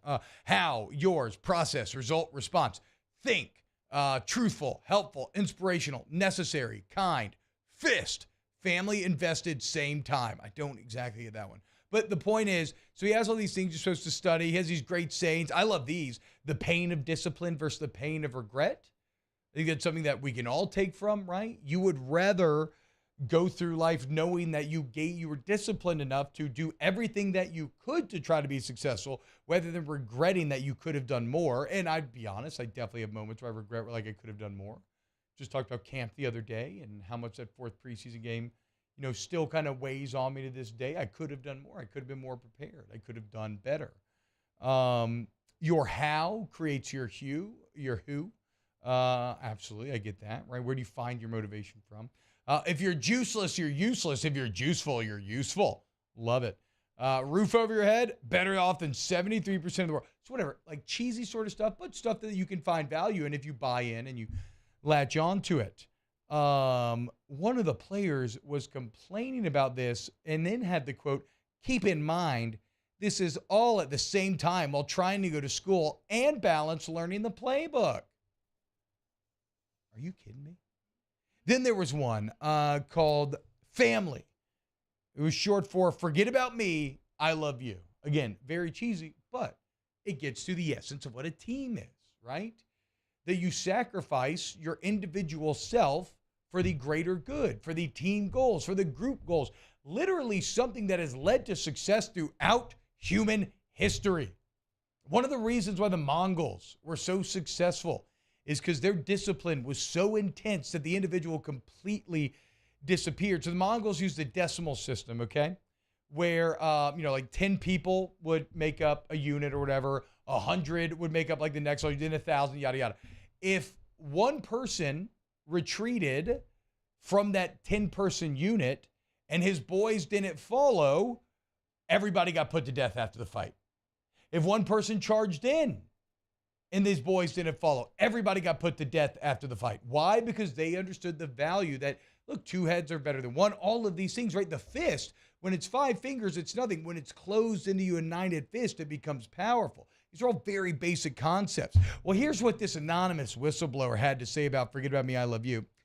He was making us say, forget about yourself as an individual. I was baffled because it's not anything logical. If you forget about yourself, then who are you? Shut up, Michael Monday! Damn it! Get out! Just go! If you don't like it, just leave, dude. Nobody needs that kind of crap in here. We're trying to win a championship. We're trying to win games. Go Zoom from home. Unbelievable. Not even logical. Of course not logical. It's a stupid saying just meant to say put it on for the team. Sacrifice for your brothers. It's not hard to grasp, Michael Monday. And then probably the worst part. The part that, okay, there's actually a couple more. So then they start complaining. And remember, the headline called this a toxic culture. And they tried to balance it out a bit because they had multiple quotes from guys who were like, no, I loved it under Fleck and it was awesome, right? But then they called into question the staff being obsessed with weight, with the players' weight. What? Duh, yes, that's football, dude. You either have to gain or lose weight. If you're too fat, you have to lose. If you're too skinny, you have to gain. That's like day one. You get fined in the NFL every pound you're over. Like, what are we talking about here? If you don't hit your weight in the NFL, you get literal monetary fines. That's just the name of the game. You just want to go floating through life being a fat ass? Get the hell out of here. And then it gets even worse. Quote, athletes had to run stairs at 6 a.m. with plates over their head for minor drinking violations run by strength coaches. Oh, my God. Then they talk about 400-yard bear crawls, having to do burpees till you threw up. Yeah, it's punishment runs. If you break team rules, you get in trouble and you have to run. That's how it works. And it's why you don't break team rules again. You know what we used to do? And I never saw someone make this mistake twice. Never saw it. Ever. If somebody screwed up enough, they got to sit and their position group had to run. That's that Mongol philosophy. That's how you ensure that crap doesn't happen again. Every time I saw that happen, that player was so filled with remorse because he had let down his brothers to a man. Everybody that happened to, I saw them apologize to the group, say it'll never happen again, and then it didn't happen again. Also, because you probably would have gotten your ass beat if it happened again. But the point is, like, if you're a young player out there listening, and you're a high school or college, and you feel this way, that's okay. Everybody's allowed to feel how they want, but just don't play. Just get off the team then, because obviously you're not willing to sacrifice your individual self for the larger goals and for the team. And if you're a player listening, understand that these are not bad things. These are good things. These are good concepts. These are lessons that you can carry with you throughout your entire life. Putting in the work. Again, the discipline, or what was it? The pain of discipline versus the pain of regret. You don't want to live thinking you could have done more. So don't be that guy. And if you see your boy being that guy, try to, or your girl, try to get him or her out of it. And if they remain there, then maybe have an honest conversation. Say, you know what, maybe you're just not cut out for this. So miss me with this clickbait headline, front office sports. Miss me with this cat from the Minnesota Board of Regents that was out here pearl clutching and hand wringing over all of these things. And miss me, you anonymous, soft Minnesota Gophers. Unreal. It just made me incredibly mad. So there it is. Now I'm old. I'm 34, father of 3, so I guess it was only a matter of time. Like I said, I watched Indiana Jones the other day, and one of my big takeaways is that he's just a destructive archaeologist. So, I'm truly entering the portion of my life where I no longer find joy in things. I only get motivated by anger. So, whatever. I still love PJ Fleck, and I still love Nebraska more, but I don't think Nebraska can do better than Minnesota this year. Coming up next on OTB, let's talk to Jock Doucette here on Off the Bench. Off the Bench with Hester and T-Bob. ESPN Baton Rouge, New Orleans, Alexandria, and 1130 The Tiger. In times of need, get a full list of phone numbers, websites, and other important emergency information on the Demco Stormwatch page at 1045ESPN.com. This summer, retirement is a state of mind. Whether it's a mid-morning activity or an early bird special, grab a Coors Light and chill like you're retired. Follow us on Twitter at 1045ESPN to cast your vote in the Citizens Bank and Trust Poll of the Day. Vote daily inside Off the Bench, live at lunch on Palmer. And after further review, Citizens Bank and Trust brings you the Poll of the Day via Twitter at 1045ESPN.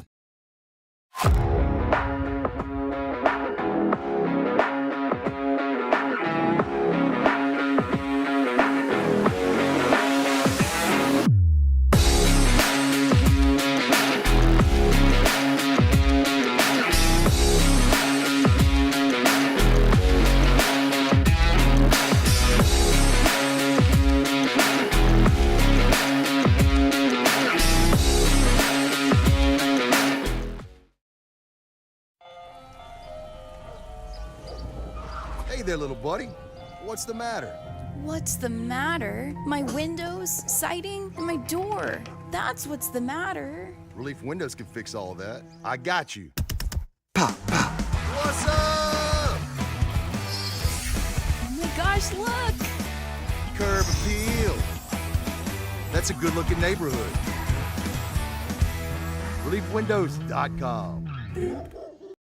Dylan Cruz here to tell you about Six Rings Baseball and Softball Camp. If you live on the North Shore and play ball, go to Six Rings Camps with former LSU assistant coach Dan Canaveri. His knowledge is second to none, and your child will improve and have fun doing it. Camps are held at Coquille Park and Six Rings Academy in Covington with 4 sessions over the summer. Full day and morning only sessions are available from ages 7 to 13. Go to sixringsbaseball.com or call 985-206-9096. Learn the game to love the game. Gulf Coast Office Products is a nationally recognized Savin office equipment dealer based right here in Louisiana. Over 100 employees strong, Gulf Coast has the boots on the ground to support all vertical markets from education, engineering, legal, and finance. With the latest in office technology from desktop to production segment units, Gulf Coast and Savin have the perfect fit for you. Call 225-756-2644. That's 756-2644 for Gulf Coast Office Products. There it is, the extra mile, on the border of expected and extraordinary, for those willing to go further, like vans customized for work or play, with safety and tech to keep you connected, supported by a 5-star sales, service, and finance team, and backed by the 1-star you know. So go the extra mile. It's never crowded, because so few have what it takes to go there.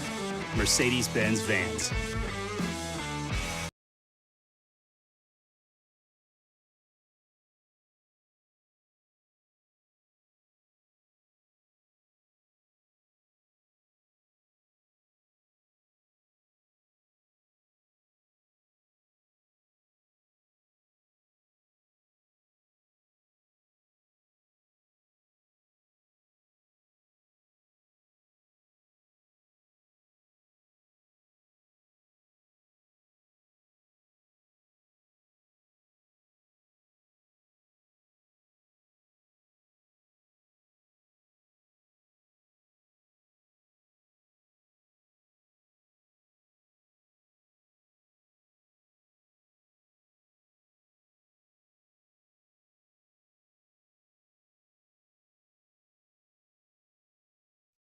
Matt Moscona inviting you to join us for Friday's AFR presented by Don Juan Cigar Bar. We got a Saints training camp update and the Riot Radio Hours return.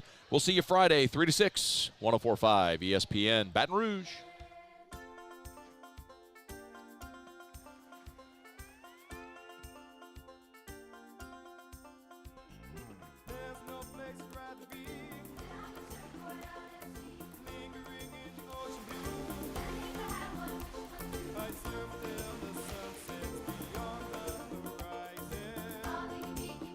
All-Star Toyota presents Off the Bench with Hester and T-Bob. ESPN Baton Rouge, New Orleans, Alexandria, and 1130 The Tiger. Now look, none of this is to say that coaches can't be weird and can't be dumb and over the top, because they absolutely can. I'm merely saying that everything I read out of Fleck in this article, like nothing struck me as odd. Now, sometimes coaches, like I love this story from Bilbo, who is a track and field athlete, but he said one day coach canceled practice, said, y'all don't want to be here.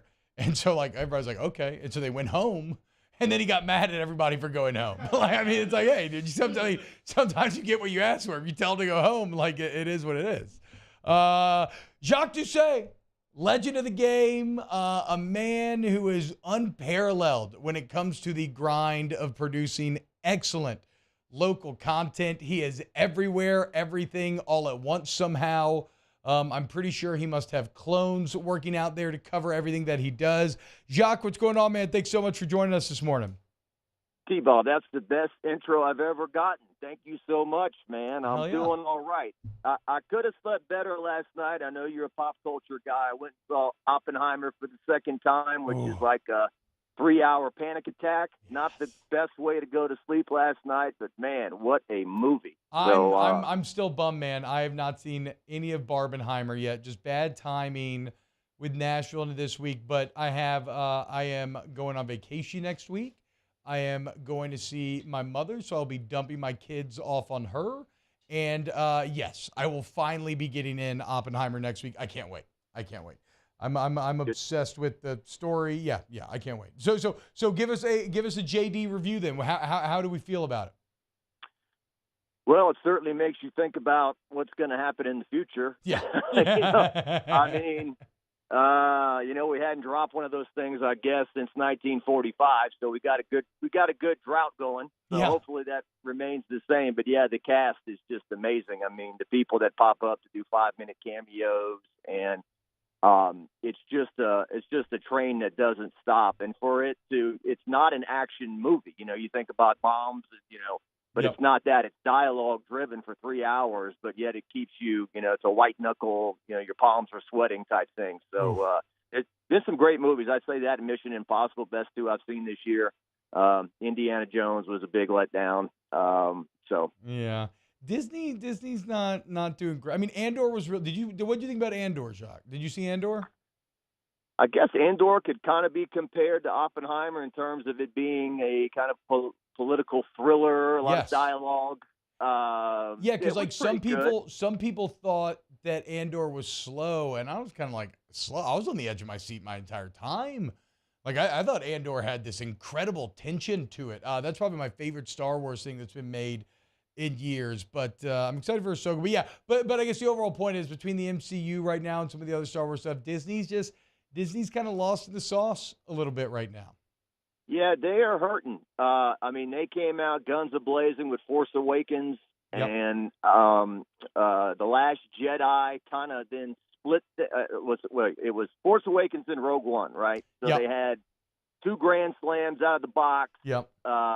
Force Awakens was everything that the prequels wasn't. It had, got rid of a lot of that CGI, had good characters you cared about, and then Last Jedi kind of split things, and then from there it's been kind of hit and miss. I guess since Avengers Endgame, that was the big finale there. The new Marvel, out of the new Marvel movies, I mean, Doctor Strange 2 is kind of fun, and then probably that Spider-Man with all the Spider-Men was pretty fun, but outside of that, I don't know, bro. Yeah, I'm getting too old to keep up with these timelines and where we're at, and it's confusing. Me too. I mean, don't get me wrong. I know I'm getting old, Jock, because I just ranted and raved about how soft young people are getting nowadays after reading some anonymous Minnesota Golden Gopher whistleblowers trying to get PJ Fleck in trouble. Unreal. I want to talk some LSU with you, but first, Jock, I want to talk about the benefit concert that you got going on, Varsity Theater, August 19th. It's actually the Cannon's birthday. It's my old man's birthday and my oldest sister, actually. August 19th, 2023, 6 p.m. Of course, the proceeds are going to benefit Red Rock and Blue, which benefits the Louisiana military. You got Vertical Horizon coming to play. What else is going to be going on? How can people get involved? How can they get tickets? Well, first off, I saw the Cannon at Saints camp on Monday. He will always be my first Saints quarterback. That's the way it was. Bobby Hebert, Tommy Hobson with LSU. Those are my guys. But, yeah, Vertical Horizon, this is everything you want. This is everything you need, T-Bob, in a concert. If you're the age of 35 to about 55, you may remember Vertical Horizon, multi-platinum artist, came out big in the year 2000 with the hit Everything You Want, which went to #1 on Billboard Hot 100, the most played song of the year in 2000. Followed it up with What You Tell Matt Moscona Every Day. You're a god and I am not. That was their second big follow-up. And then they had what's that? Oh, I remember that. I remember that song. Absolutely, yeah. And then they had a Gray Sky Morning, Best I Ever Had, which was a huge hit, and then redone by Gary Allen, the country star. So, a lot of huge hits, and they're coming to the Varsity. It's August the 19th, and then my good friends from Petty Betty and Regeneration will open the show, a couple of very popular local acts, and all proceeds go to Blue Star Mothers of Louisiana, support our war heroes, wounded war heroes, to benefit Louisiana military charities. We've had 2 shows already that have benefited Red Rock and Blue. My friend Ben Casio put together a catering reunion, which was amazing. Almost sold out the building. And then we had a great country show with Chase Tyler, Tater Nauta, and Ben Ragsdale. Toby Tomplay also played the catering reunion, the guy that sings the Matt Moscona theme song. So we've had some great stuff so far. We have our softball tournament this weekend. But typically, we try to give $50,000 to $60,000 every year to these charities, and do it in the summertime when the sports are slow and people are looking for some stuff to do. And so, Saturday, August the 19th. It's the last Saturday before the LSU students go back, and the energy kind of starts kicking up around town for football. So, varsitytheater.com for your Vertical Horizon tickets. There you go, Vertical Horizon, August 19th, 2023, 6 p.m. And again, supports a great cause, the best of causes, supporting the families that have sacrificed more than anyone for us. Jacques, but football is about to kick up. Any thoughts, just real quick, on Saints camp? Anything stand out to you the first couple of days before you get into LSU? Well, I think since the Drew Brees era came to an end, this is the first quarterback that they're really kind of 100% behind, putting out in front. This is our guy. This is our fearless leader. Yeah. And Derek Carr, and he's saying all the right things. I'm going to give New Orleans all I have. And he joked about his daughter ran onto the field Monday and said, "Touchdown Raiders!" And he said, No, we don't say that anymore.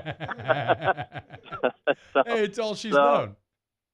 Yeah, exactly. I mean, and so, it's exciting to see them out there again. Chris Olave, I mean, what kind of step can he take the next year in his second year? And then Michael Thomas, I mean, he's out there, he's catching passes. Will he stay out there and catch passes? That's the big question. I think defensively they're getting older, but still got a lot of great pieces. I don't know if I feel great about where the organization is at, but in terms of a year-to-year basis, with the way the schedule sets up, with the way the division sets up, I certainly think that they can win 10 games, win the division, maybe win a playoff game, and I think that would be a nice bounce back from the last 2 years. But I don't feel like we're at the point where every year you're a victim of your own success and expectations, where it was like, dang it, we didn't get the number 1 seed. Dang it, we didn't make the NFC Championship game or Super Bowl. That's what we started to expect with Sean Payton and Drew Brees all those years.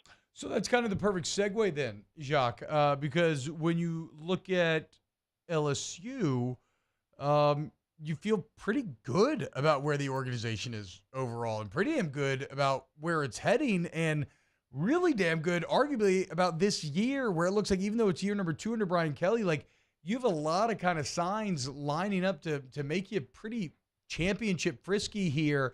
What's your take on the Tigers entering the season? Did you end up? I did vote them first in the West. Did you end up voting them or Alabama? I didn't vote. Okay. I never do those things. I don't feel like I get a good grip on it. No, I don't. I mean, let's be clear, Jacques. When I was picking players, I was just picking like names that I liked. Or like, ooh, there's a Vanderbilt senior. I'll show him a little love. So like, a lot of it is BS. That is fair. I mean, I would do a coin flip between them and Alabama. I mean, my heart would say LSU, my head might say Alabama, but I've got a very, very good feeling about this LSU team. Now, if they go 11-2 and win a New Year's Six bowl and don't make the playoff, I certainly don't hope that people are disappointed around here. No. They've got a highly intelligent, highly organized coach in Brian Kelly. The best coach they've had since Saban, I believe. Will he win a national championship like the previous 2? I don't know. But I certainly feel very good about the quarterback spot. You got a guy who's played a lot of football, who's not going to be intimidated by anywhere he goes, which is a dual-threat quarterback. How many years did we say oh, you can't beat Alabama with a drop-back passer. You can't beat him with Danny Etling and Zach Mettenberger and all that. And then sure enough, you get one last year, and he beats Alabama, and then we're still complaining that he runs too much. So I think that he needs to throw the ball down the field more. 17 touchdown passes last year in 14 games is not enough. I think Coach Kelly said if we can get him into the high 20s, that'd be good. But, I mean, you got a guy that ran for 11, too. So I haven't felt this good about the quarterback spot since going into, Burrow's last season in 19. And they took him to SEC Media Days. And I think their offensive line a year ago, your spot, T-Bob, they didn't know who they were playing. And this year, they feel really good that they've got, Emory Jones and Will Campbell that stepped in as freshmen and got baptized by fire. And so, yeah, I think the questions are corner, right? I mean, what's the cornerback spot look like? And some other things. The kicking situation looked a little shaky in the spring, but, this first game is huge because you win that one and you're not going to be an underdog till possibly Tuscaloosa in early November. Yeah, and for Florida State and LSU, those are both teams with legitimate playoff aspirations this year. And if either one loses, they can't afford to lose another one. So I love the sort of all-in nature of game one. Are you looking forward to going down to Orlando, covering it? I think we're sending like half the station to go from what I saw. There's a lot of us going. So, yeah, I think this has a feeling of kind of a Daytona 500, your biggest race first type deal where and it's in Florida, too, not far from Daytona. So, yeah, I mean, we were there just for the bowl game that LSU smashed Purdue in and knew that we were going to be boomeranging back. And, I remember being there that morning when they played Purdue and seeing Mason Smith out there trying to warm up his teammates and help his teammates and thinking this guy's going to be back not too long, trying to wreak havoc on Florida State in this very stadium. And I think it's going to do a major television rating, right? I mean, Sunday night, there's no competition. Labor Day weekend.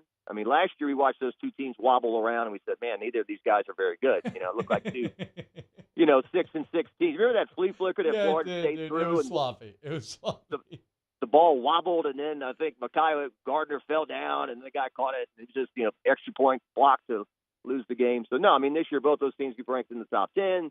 They're saying it's the biggest non-conference game of the year. So, yeah, it's huge right out of the box. Kind of like it was when I was growing up in the 80s when you played, Texas A&M or somebody like that in your first game of the year. Or like 2011, Oregon, when you guys played them in the Arlington area, right? Well, Jacques, I think you just pointed out something that I had never realized that certainly you'll appreciate, being a salty vet here along with me, is that when we played Oregon to start 2011, we had also finished last season in that same stadium beating the hell out of another team in a bowl game, right? So we beat the hell out of A&M in Jerry World and then opened with Oregon in Jerry World, LSU beating the hell out of Purdue in Orlando, now opening in that same stadium with FSU. Maybe a little good omen or portent from the football gods there. Look what we came up with, I know. Bob. I mean, we're not Oppenheimer. We're not that genius, but we did come up with something there. That's a good storyline.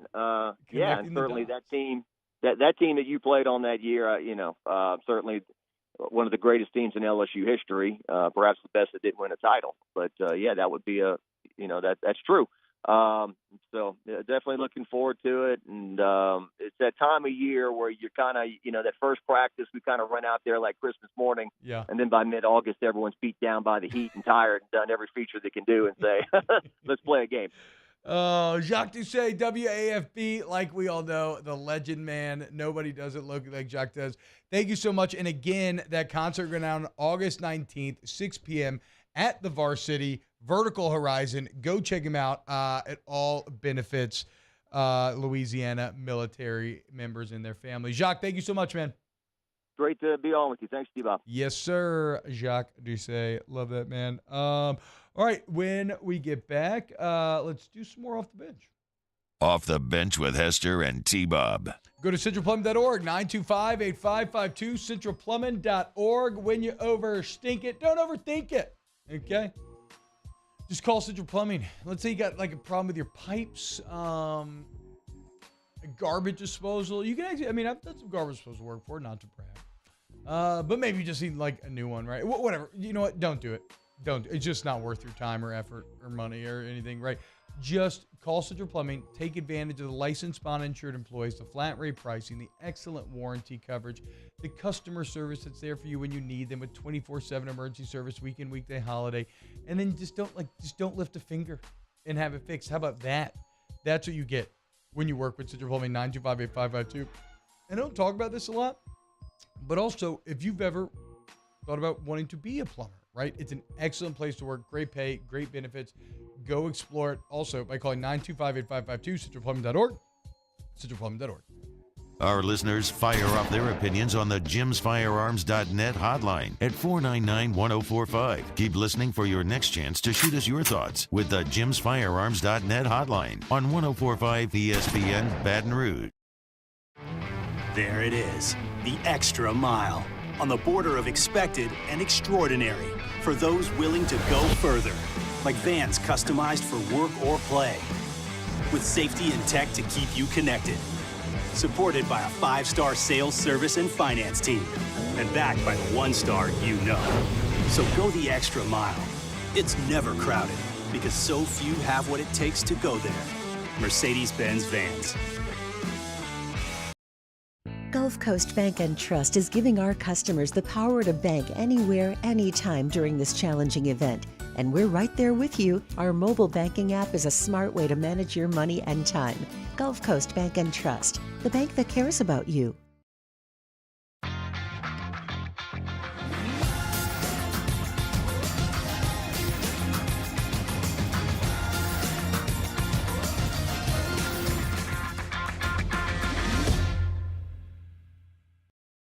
The Windsor Senior Living Community in Mandeville, Louisiana is a beautiful, vibrant apartment community geared toward seniors.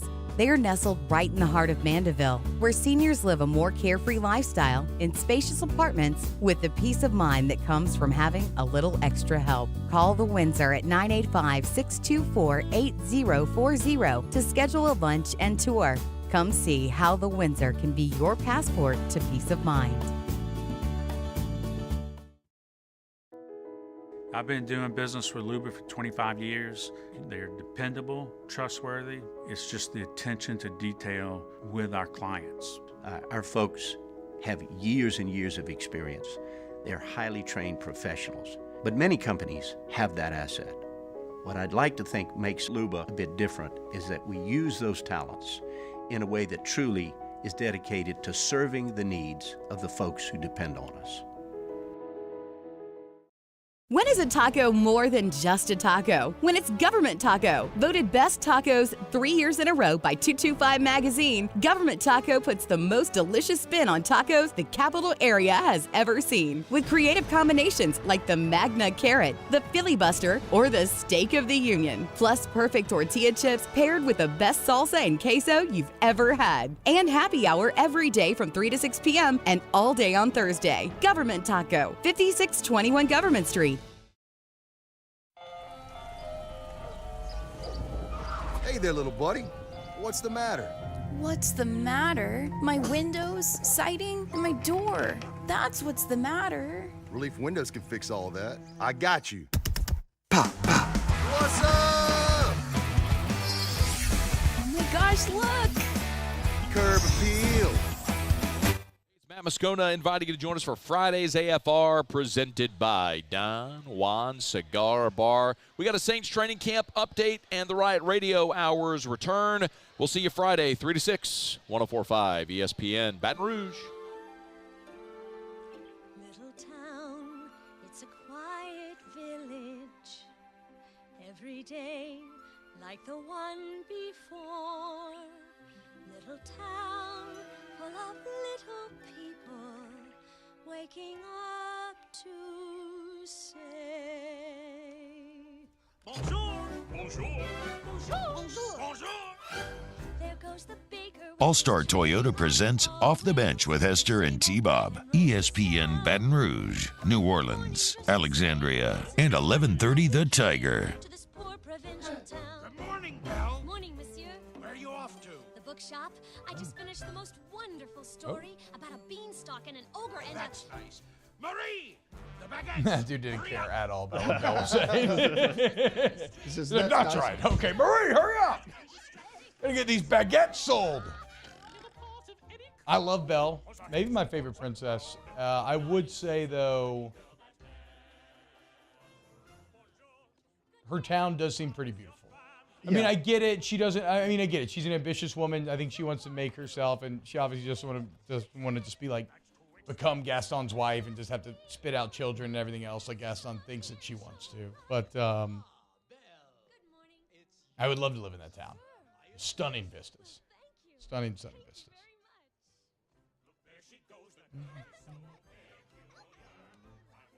I just like how everybody too's just hating on her because she reads. What a weirdo. Becoming maybe depressingly true nowadays, right?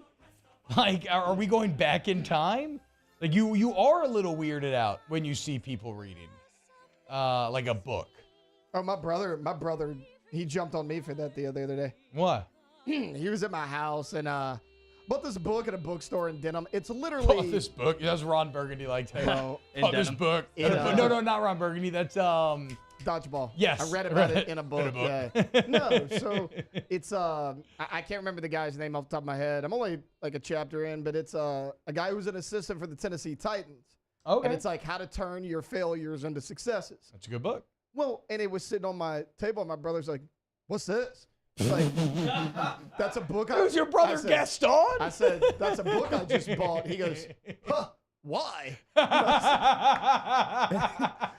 Is your older brother or your younger brother? No, he just turned 21 like a couple months ago. Oh, So yeah, that's what I'm saying, he's Mario. a good We're re-becoming illiterate. Yeah, it's the 2000s, baby. All right. Man. Why? In his defense. Why, Bill? we Don't live you have in- more important things to do? In his defense, we live in LP. Not a ton of readers where I live, but I mean, look, it is what it is. I still love reading. I tried the e-reader thing. Hate it. Yeah. I gotta have a solid book in my hand. And right now I'm actually hooked. It's called Our Share of the Night. It's by a Argentinian female author. I can't remember her name. So it's not written. It's translated in English, but I've never read like horror, really. I don't think I've read like some Stephen King, but nothing that's ever really creeped me out. This book is unsettling, like legitimately scary. Like I was reading it in the dark in my room the other night, and I had to, I was just on edge. Like I had to go get something out of the living room, and I turned the light on, which I normally would never do. Like I was being irrational because of how much this book had infected me, and I'm so hooked on it that I've started bringing it to the car with me, and this is not good. But when I hit a red light, I just like get a little paragraph or two in, and then close it again. But I try to like hold it up here to where they could see it.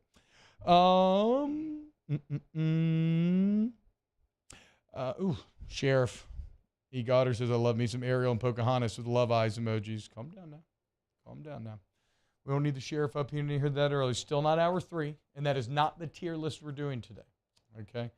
I wanted to retouch on something. This will just take 2 minutes. I want to lay out a bit of a hypothetical. Jacob Falcon says, pretty much I would usually be in my phone. Pretty much if I would usually be in my phone, I'm reading a book. Well, that's the other thing, too, about like, I know a lot of people that read books on their phone, and functionally, it's obviously just as good as reading anything else. And I'm someone who, you don't have to read anything smart. You just read, and it makes you smarter. Like, it increases your vocabulary, it works your brain out, helps with attention spans in an age where attention spans are becoming less and less. So, like, I just believe in reading. That said, I do feel a little bit of almost social, I don't want to be reading on my phone because I don't want people to think that I'm just sitting there looking at TikTok or something, which is like not something that I should care about if I'm a secure adult in myself. But, you know, the truth of it, that's just where that is how I feel about it. Like, I don't want to do that because I don't want to have to explain to people, actually, no, I am better than you. I'm reading a book, but it's just on my phone. I want them to know that I'm better than them simply by looking at the soft paperback or the hardcover in my hands. I never read Dark Tower Lower Key. I've always thought about it, but never gotten into it. I did read Stephen King's Fairy Tale, I think it was. Maybe that came out like last year. It's pretty good. Pretty good. Daniel Basham says Pixar dump truck tier list. I mean, Miss Incredible's ass. This has already been established. Damn, Daniel. Yeah, she would be ESSA. That is true. I'm just going to read what I've written on the paper here. Do Oregon and Washington actually end up going to the Big 12? I don't really care that much today. It's Friday, but I will say this. With Colorado leaving the Big 12, there's been a very interesting scenario created. I know yesterday I couched them as the first of the four corners in that the Big 12 would be pursuing Arizona, Arizona State, and Utah. All of that remains true. But I got to thinking more about Oregon and Washington, right? Because I just had them in my brain slotted into the Big 10. But the Big 10 is saying that they're fine right now. The SEC is saying they're fine right now. And you got to remember, any additional school that you add to the conference and takes away from the overall cut of the pie that all these other schools are going to get. So maybe schools are a bit conferences are a bit disincentivized to add if TV isn't going to up the contract. So I guess all I'm getting at is there is a world here where maybe Oregon and Washington feel a little jumpy, right? And they're thinking, hold up now. If we don't get out of the Pac-12, where do we end up? And long-term, how does that affect us if we can't keep up with that money? Do they jump and maybe try to join the Big 12, who very clearly wants to expand to 16 teams up from 12? I don't know. Remember, Ross did lay out the hypothetical yesterday of them taking a reduced payment from a Big 10, maybe for the first couple of years before they up the overall number and to maybe ensure a bit more long-term security. Maybe there's a world out there where Greg Sankey, for all of his bragging about contiguous geography, wants to go get the Pacific Northwest as a TV market. I wouldn't, I don't believe it necessarily, but certainly like every team in the Pac-12 now is under immediate pressure after Colorado makes this move of being left behind. And I know many people that enjoyed that book series. I imagine if you went through it, it would be more like that Nick Cage Left Behind, or the Kirk Cameron one that not that many people like. All right, when we get back, closing an hour 2 of OTB. Off the Bench with Hester and T-Bob. 225-206-1517, 225-206-1517. That is Thomas' email cell phone number for Riverlands Insurance. If you want to save money, okay, and I don't care if it's auto insurance, home insurance. Home insurance is always interesting because it's probably rolled into your mortgage. You might not even know exactly what you're paying, but auto, home, business, you're a contractor, you got business vehicles you need insured. Like, again, I don't know. I only know how to talk, right? I don't know anything about the wider world. So I don't know about all the insurances that are out there. You know who does? Thomas email. Thomas and Megan. So you call 225-206-1517. They ask you for information, and then they go out and they hunt down the deals. They do the shopping. They save you hundreds to thousands of dollars. We are always getting testimonials from people who took advantage, and we're very, very pleased. Why would you not? Stop putting off. 225-206-1517. In times of need, get a full list of phone numbers, websites, and other important emergency information on the Demco Stormwatch page at 1045ESPN.com. Bayou Ford has $8,000 off MSRP, plus 1.9% financing on new 23 Ford F-150 XLT trucks, along with Bayou Ford's 1 million mile warranty. The crew at Bayou Ford is going to do right by you. Make this summer your backyard party year with Chris's Specialty Foods.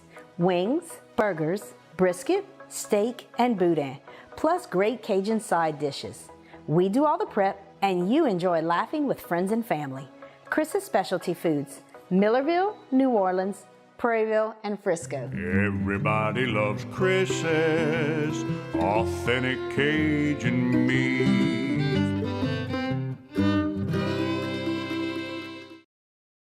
All right, let's say ah.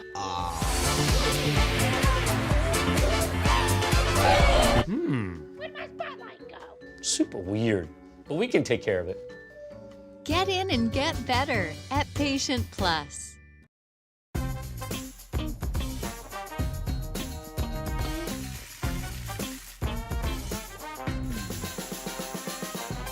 The best kept secret in town is out. Discover Tallulah at the Renaissance Hotel on Bluebonnet.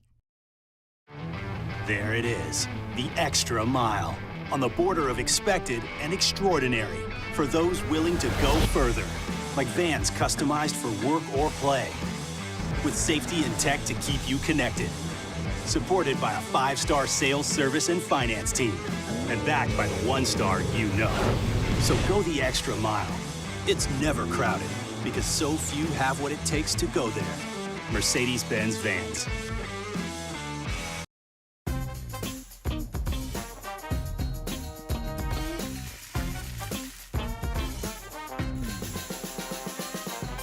The best kept secret in town is out. Discover Tallulah at the Renaissance Hotel on Bluebonnet. Here at Corval Toyota in Opelousas, we have in stock 2023 Toyota Tundras, and you can get $1,000 special edition bonus cash. $1,000 bonus cash. So come on down to Happy Town. That's Corval Toyota in Opelousas, Happy Town, USA. I've been doing business with Luba for 25 years. They're dependable, trustworthy. It's just the attention to detail with our clients. Our folks have years and years of experience. They're highly trained professionals. But many companies have that asset. What I'd like to think makes Luba a bit different is that we use those talents in a way that truly is dedicated to serving the needs of the folks who depend on us. The importance of doing this fortified program and offering it to people down here is, number one, the only real chance you're going to get to do this is when you put on. It's Matt Moscona inviting you to join us for Friday's AFR, presented by Don Juan Cigar Bar. We got a Saints training camp update and the Riot Radio Hours return. We'll see you Friday, 3 to 6, 104.5 ESPN, Baton Rouge.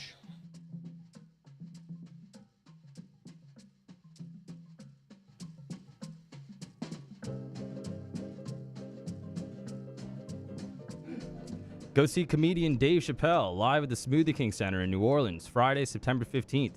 Tickets are on sale now at Ticketmaster.com. 104.5 ESPN is giving you a chance to see Dave for free. Go to 104.5ESPN.com to register for your chance to win a pair of tickets to the show.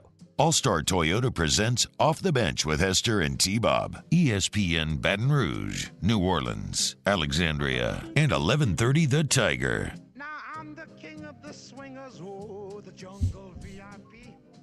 I've reached the top and had to stop, and that's what's bothering me. I want to be a man cub, and stroll right into town, and be just like the other men. I'm tired of walking around. Oh, ooby-doo, I want to be like you. I want to walk like you, talk like you, too. You see it's true, and they like me. Can learn to be human too. Ooh, listen to that right there, boy. Louis Prima. Take it home, boys. Got a pretty big fight coming up this weekend. We've talked about it a lot on the DraftKings read, and so I would remind you while we're here, if you use the promo code Baton Rouge and you sign up for DraftKings and you bet $5 on the Terrence Crawford Errol Spence Jr. fight, you get $150 in bonus bets immediately. I guess what I didn't realize, boys, is I've read about it during the read, but I haven't actually read about the fight. These two are combined 67-0 and in their prime. But for the fight fans out there, I think the kind of fascinating part about this is you have a situation where, okay, they're 67-0. Back in the day, this would have been the sporting event that everybody's talking about. It would have outshined even like football camp and everything. And yet now, I don't even know that it's outshining the Dustin Poirier fight, which is not even fighting for a real belt. It's not like they're like Crawford and Spence are fighting for a welterweight title. I want to say that Poirier and was it Gaethje? Gaethje. Justin Gaethje. I mean, they're fighting for the Banff belt, which is, cool, but not really real. It's just fascinating to see how far boxing has fallen. It's their own fault. It's their own fault for not getting the fights that would hype people up consistently enough. But are y'all going to watch either one this weekend? No shot. I don't know. I might watch. I'm a big Poirier guy. I might watch Poirier and Gaethje if I have the time. I got kind of a busy weekend, but if I can make the time, I'll do it. Yeah, Bed Bath & Beyond. What do we got going on this Saturday?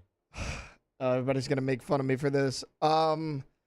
We are taking puppy pictures. Dude, I told you, dude. Go ahead, yeah. I get it, bro. It's like having a kid. I get it, dude. I get it. I feel like I told you all of this. Yes, the worst this is how part, it goes. it's 9:30 tomorrow morning. I can't wait to get those pictures and meme them. No, you're not getting one. Yes, are you kidding me? We're absolutely getting. We're going to put them on the show. Yeah. 1,000%. Your family puppy pictures are ending up bringing us in from break. And then now, for okay, weeks. so we're doing like puppy pictures tomorrow. She also just booked Christmas pictures with the same girl who did our wedding, like an hour away in like November, and we're gonna have puppy pictures there too. Hour away. I love it. Yeah. Hey, you bum. My wife's a wedding photographer. Taylor, what's your problem, dude? You're just booking other people, dude? Well, you too good for Caitlin B photography, dude? Is that what's going on here? I didn't know she was. I don't want to talk to you anymore. Shut up. No, I'm just kidding. I generally watch fights in like social settings with boys who are into it, and then if I watch a fight, I'm gambling on it, like 100%. It's the only way to make it like super fun for me. I got invited to a party, but I got plans Saturday to watch the fights. I mean, but I got plans Saturday to go to Rufino's with my lady. I've had a gift card for forever. Oh, hell yeah! It's the first dude. time I'm ever going to Rufino's. I've heard conflicting opinions, so I'm pretty excited. That Rufino's, I've done graduation there, engagements. I got engaged there. Like, no conflicting opinion with me. I love that place. So, must be 21 or older, physically present in Louisiana. Select parishes only. Bonus bets expire 7 days after issuance. Eligibility, deposit restrictions apply. Terms of sportsbook.draftkings.com/boxing terms. Licensee partner, Golden Nugget Lake Charles. Gambling problem? Call 1-800-GAMBLER 1-426-2537. DraftKings Sportsbook app.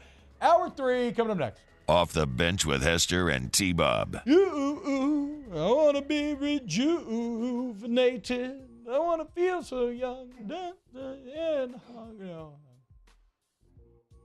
RejuveMeMedical.com. You want to feel younger, better, stronger? You want to feel like Mowgli swinging through the trees? Okay, well, RejuveMe can help you get that. And I don't care. Look, man, aging happens to us all differently. I was told in my 20s that I had the T of a 60-year-old man.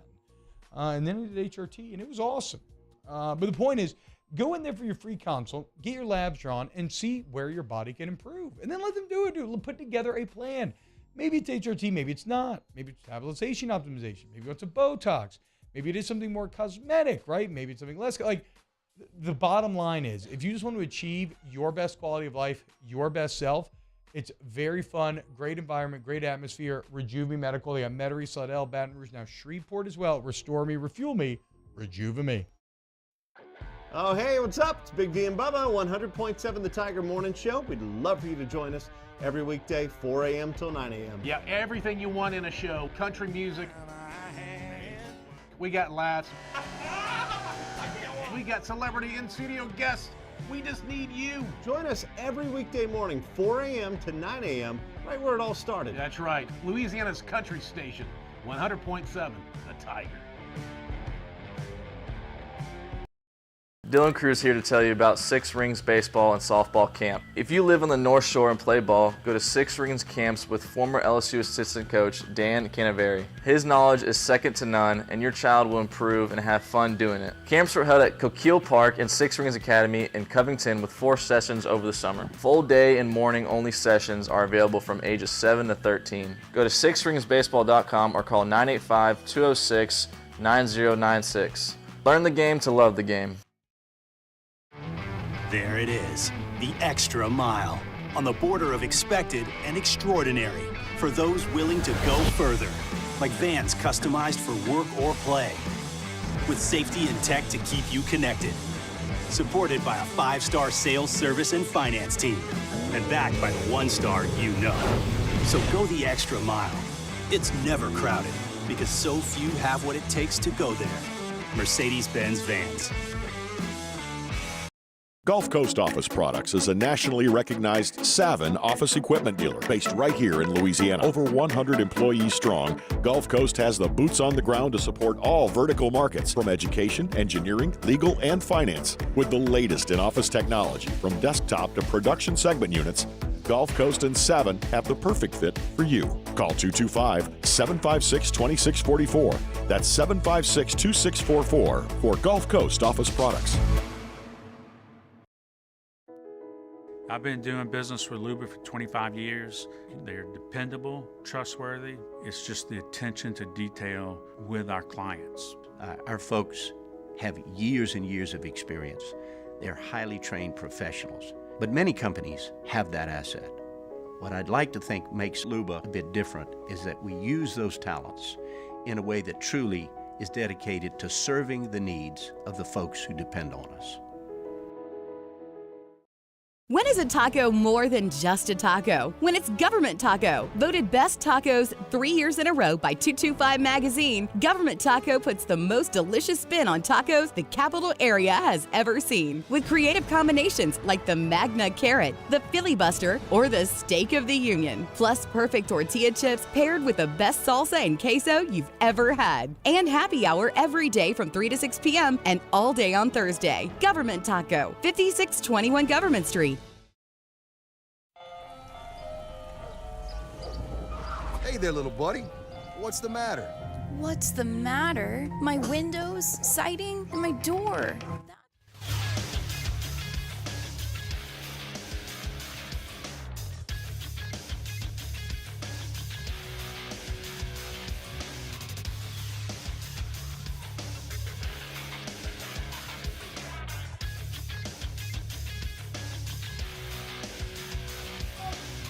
Good morning, everybody. It is 9 a.m. on Friday, July 28th.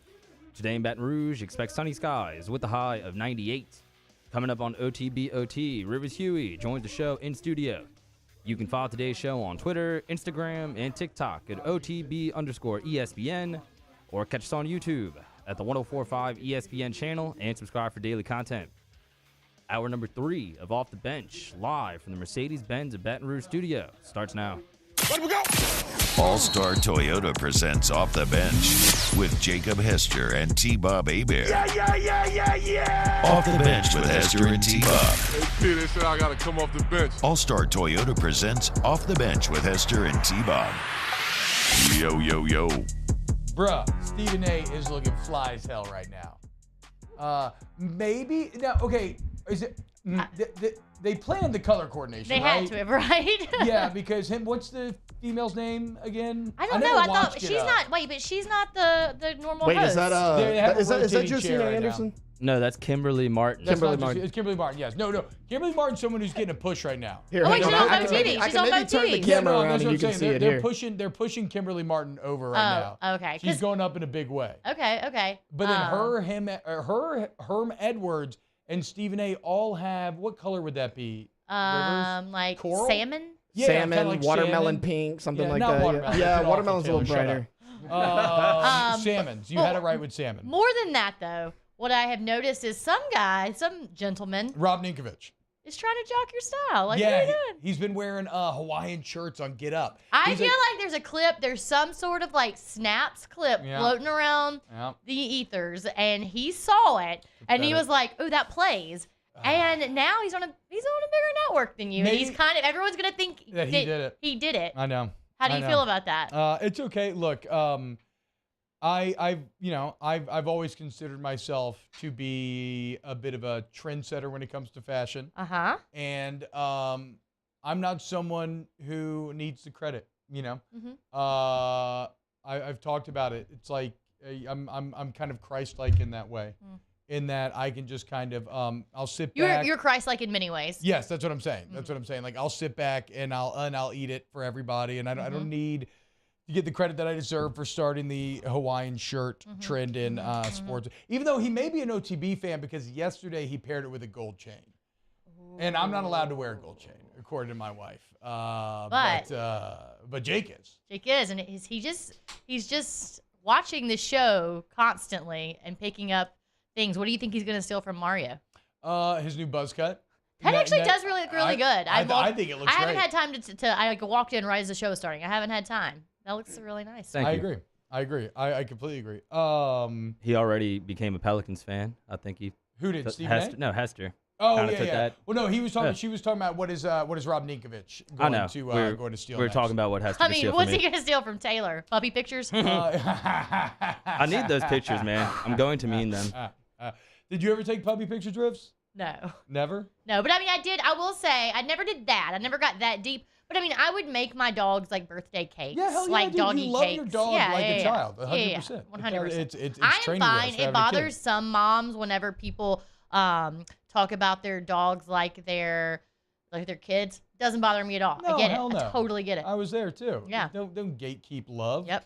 It's ridiculous. Do we have any paper towels? This beer is overflowing. Oh my everywhere. God. There's a lack of paper towels in this room. What is happening? It might have been Wait, a little. this I think the is mountains gonna were need a a little video. too cold, boys. Be careful opening up your beers. We are currently fastly heading towards this falling off the table.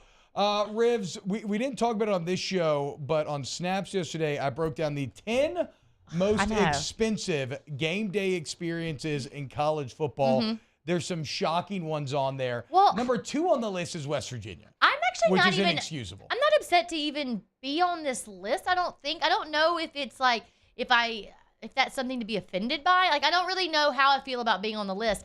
But initially, like my very first thought was like the math ain't mathin'. You know, like Mississippi State is 7th on the list. Mississippi Yes. State, the article claims, has the 7th most expensive game day experience in all of college football. So then I did a little like light research. I was like, I don't care enough to really like go hard in the paint trying to like debunk this, but like I'm gonna ask some questions, you know? Yeah. And so I texted my dad. I'm like, how much are our season tickets? Like, what are we doing here? And so that number was actually correct. Whatever the number he pulled, I can't remember what it was. He's like, for 2 tickets, it's $170. Yeah. Yes, if you're paying max for season tickets, 2 tickets cost that. Okay. But let's be real. Let's say you, T-Bob, decide to go to Starkville on a game day and go see a game. Yeah. You're gonna buy a ticket from somebody, you know, probably not the box office, but maybe, you know, you're gonna pay like $30 or $40 for that ticket. For sure. So that's already like we cut that number in half. But that is the standard that they judged Yes, everybody by. I know. That's true. No, I'm just saying, like, when I'm thinking about game day experience, not everybody has, like, expensive season tickets, you know? Like, yeah, that is a group of people, but I don't know. And then parking, that's where I have the real problem. Parking at Mississippi State is not $40 to park. Like, Yeah, it's just not. I was kind of wondering about that as well. For sure. Like, you'd have to basically be parking inside of Davis Wade, like, for it to cost $40. Which, you know, I mean, I guess nowadays you might can. be worth it, dude. I mean, I hate walking. When I was a little kid, I hated walking after the games. Like, there are some very reasonable, like, within walking distance lots that are, like, 20, you know? So, like, again, cut that price in half. So, I'm not sure. But I do know our concessions are very cheap. Yeah. I think it was like 2 hot dogs for $4. Yeah. Love that. Wow. Yeah, we love that. LSU was not on the list, though, boys. Yeah. So LSU remains affordable. West Virginia was number 2 on the list. I find that to be infuriating. Neil Brown sucks. They've put an awful product in front of the fan. West Virginia is a state and a school. They don't have money. Like it's like Louisiana. It's a poor state. They're taking advantage, as if Black Lung wasn't bad enough. West Virginia football is out here taking advantage of coal miners and not allowing them to see the one thing that they care about at an affordable rate. Unbelievable. So when they did this, did they take like travel into consideration? No, as it far was as- just like, I think tickets. Because I'm saying parking. their stadium's kind of isolated, which is why I asked. But Well, so this is my thing with, okay, so going back to, and I know you're just looking at the standard pricing. So it's like, it's hard. You can't, there's too many variables. But like LSU game day, for example, for me would be more expensive than a Mississippi State game day. Yeah, like I would think so, too. if I I would think purchased so. That's 2 fair. tickets to go see LSU, those tickets are going to be more expensive than a ticket to go see a Mississippi State football game. Like it just is. Parking for us, I mean, probably would be more expensive. Concessions is more. So that's why I was just a little surprised. But I mean, I guess I don't really mind it. I mean, I don't know. Well, look, I don't know how to feel about being on that list. There's a common denominator in a lot of them in that, and granted, LSU would be on this as well, but it was not something. I don't know why they're not on the list, but the common denominator in a lot of them is like it's the hottest ticket in town, right? Yeah. It's like Nebraska. Yeah. Like if you're in Lincoln, you want to go to the Nebraska football game. If you're in Starkville, you want to go to the big game, and it's the same thing in West Virginia. If you're in Morgantown, you want to go 100% to the football game. I always wonder about that. Lincoln, like Oklahoma was number 1, you know, and they got oil money, so that makes a bit more sense there.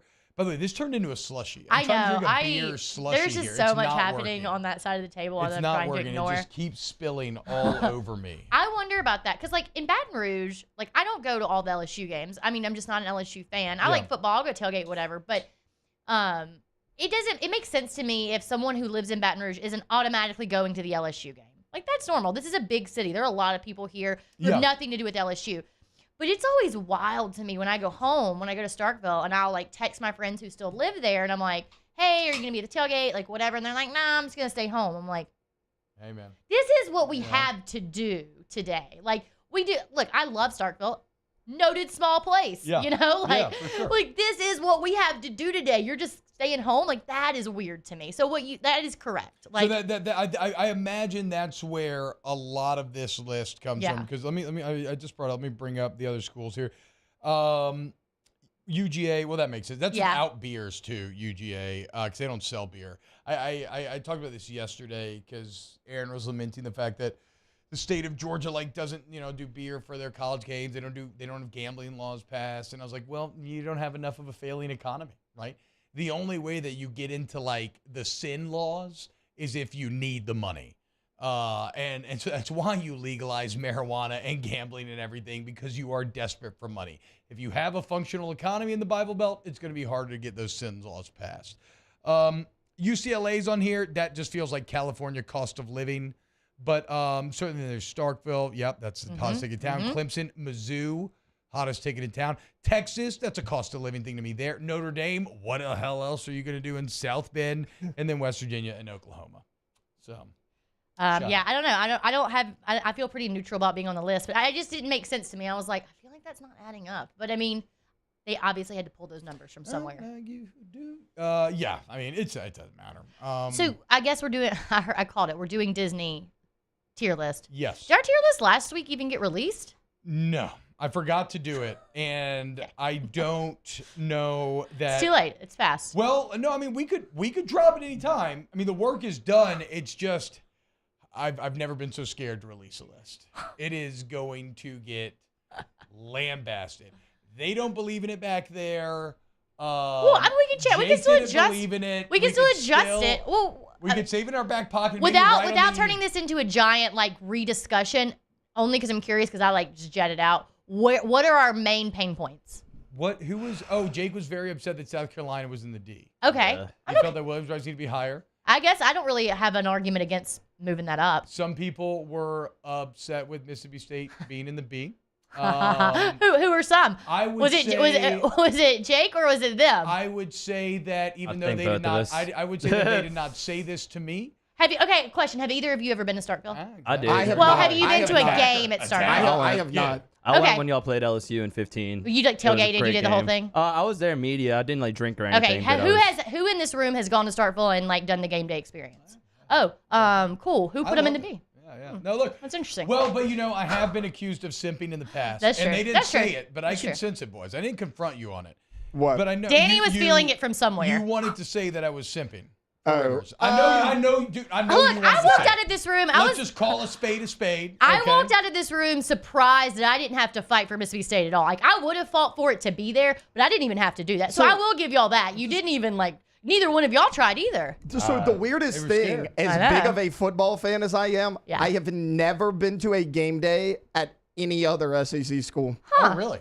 Never. Huh. I feel like that should be our goal this year. I know. I've always wanted to go to one, but for this tier for me, I was kind of I'm like, I don't Maybe that's know. our goal. Maybe we get Taylor to all the cities. And then we let him do the tier list. At least go to one. I can't go to any because I got to be at Don Juan every Saturday. You gotta smoke those should cigars. Absolutely, at least go to. No, look, I was shocked that I didn't have to fight for Mississippi State. I'm gonna be honest. I left here and I was like, they really didn't fight me on that for some reason. I've just felt a certain kinship. Yeah. With Mississippi State, I have many. I'm cool with readjusting the list, not releasing it yet. I'm cool with that. I say we keep it in the hopper, and then wait till football season and get people real mad. Yes, on the eve of football season, maybe week 0, we release it that Friday and just really trigger the masses. Speaking of triggering the masses, I know that Barstool exists just to trigger the masses mostly. Oh, okay, mostly. And this didn't trigger me, but I'm curious what your opinions are because it did trigger the internet. Everyone got very they had one opinion or the other. It was really black and white. Okay. If you are dating a girl, and Mario might know what I'm saying. I'm going with this, but you're dating a girl. You go out with her and her friends. Yeah. Are you required as the man here in this relationship to pay for your girlfriend and all of her friends? No, absolutely not. To be clear, I agree. No, that's one of those girls. Comes from a very wealthy family, doesn't she? She's married to a very wealthy man. Okay, yeah. She's married to an oil king. The other one doesn't even have a boyfriend, and she was 100% yes. That's New York. oil. That's privilege. I mean, I've never even considered that. I guess that's what was so like shocking to me. It wasn't that I disagreed with it. It was that I've never even considered that. I think there are different rules and kind of different ethics. I mean, I don't know. I don't know what the guy does. I don't know what the girl does. That sounds horrible. That sounds like a lot.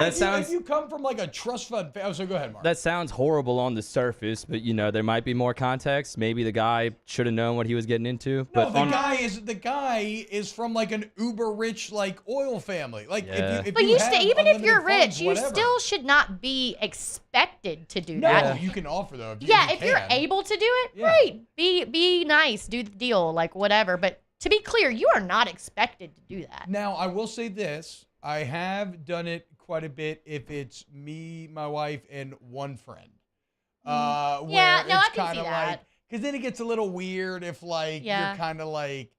Because, I mean, we have combined income, so it's not like it's just me paying for it. So if we're taking, like, one of our friends out to eat, essentially, I will pay for that. I guess. But if I couldn't, I wouldn't. And it's not like they're ever expecting me to. Yeah. But I will do that. But no, multiple Man, that friends, triggered the internet hard. Well, yeah, because it's so wild. They come off as wildly out of touch and spoiled. Weird. But I mean, whatever, they got heat, and like that's the goal of that sort of take. I guess that was what I was thinking about with the college tier list. Like Yes. people are gonna hate it, but you know what they're gonna do? They're gonna talk about it. They got heat, and that's all that matters a lot of times. All right, when we get back, I don't know if we'll dive straight into the tier list because we kind of need to still do our initial rankings here. But I think I have finalized the list. I'm going to take Brave Little Toaster off. I love Brave Little Toaster, but I'm trying to stay with like what you can feel as, okay, this is the classics, right?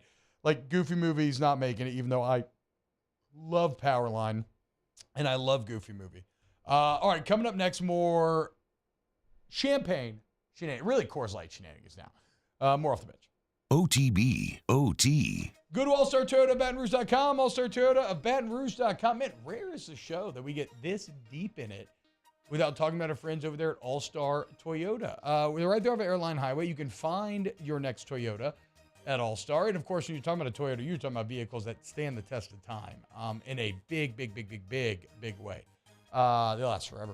So it's an investment, right? And so let's say you want to buy either new or Toyota certified used vehicle. When you buy a Toyota from All Star, not only are you going to get the excellent customer service, you get access to the incredible service department where they actually drop you off at home when they're working on the car. They text you throughout. They don't move ahead without your approval. They pick you back up.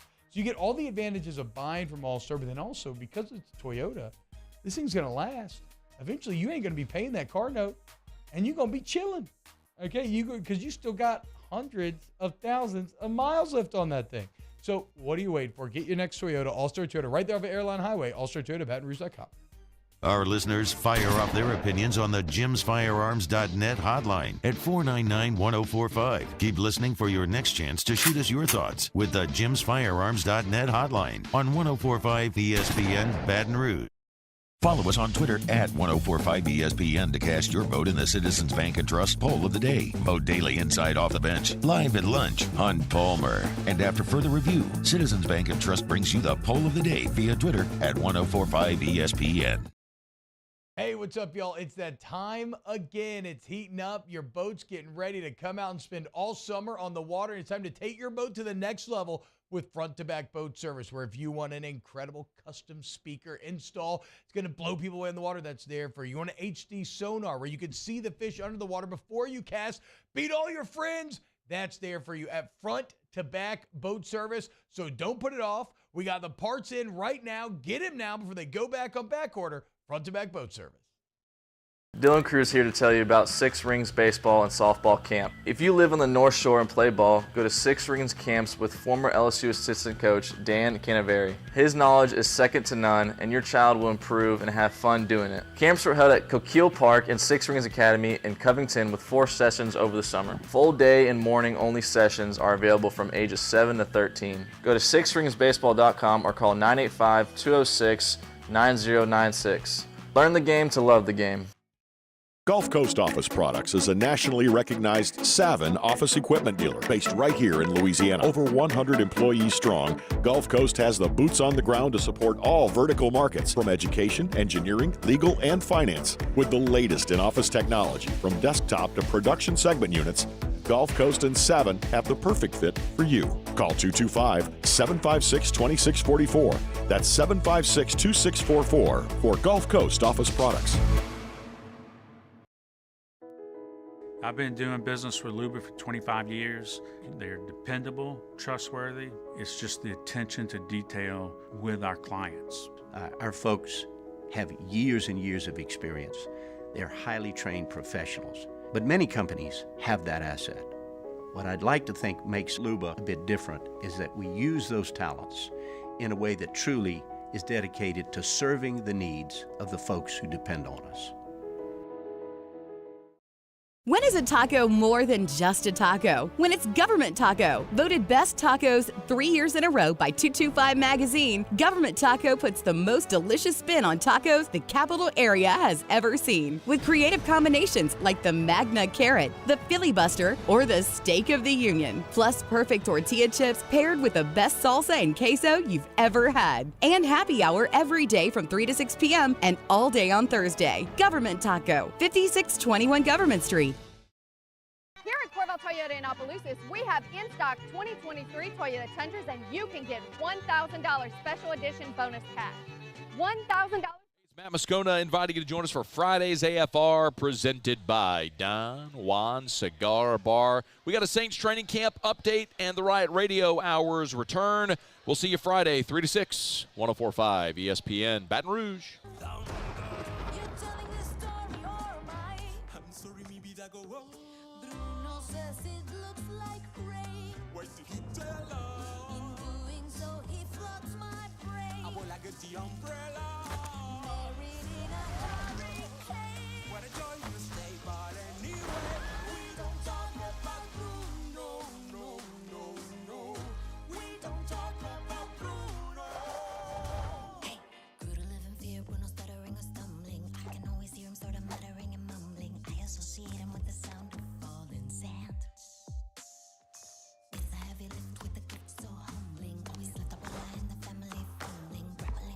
OTB, OT, with Hester and T-Bob on 104.5 ESPN Baton Rouge and 94.7 ESPN Alexandria. Daniel Bass says, what about Princess and the Frog? Princess and the Frog is very good. Princess and the Frog is a movie that when it got released, I don't feel like it got... No, it's on the list. Oh, okay. I don't feel like it got...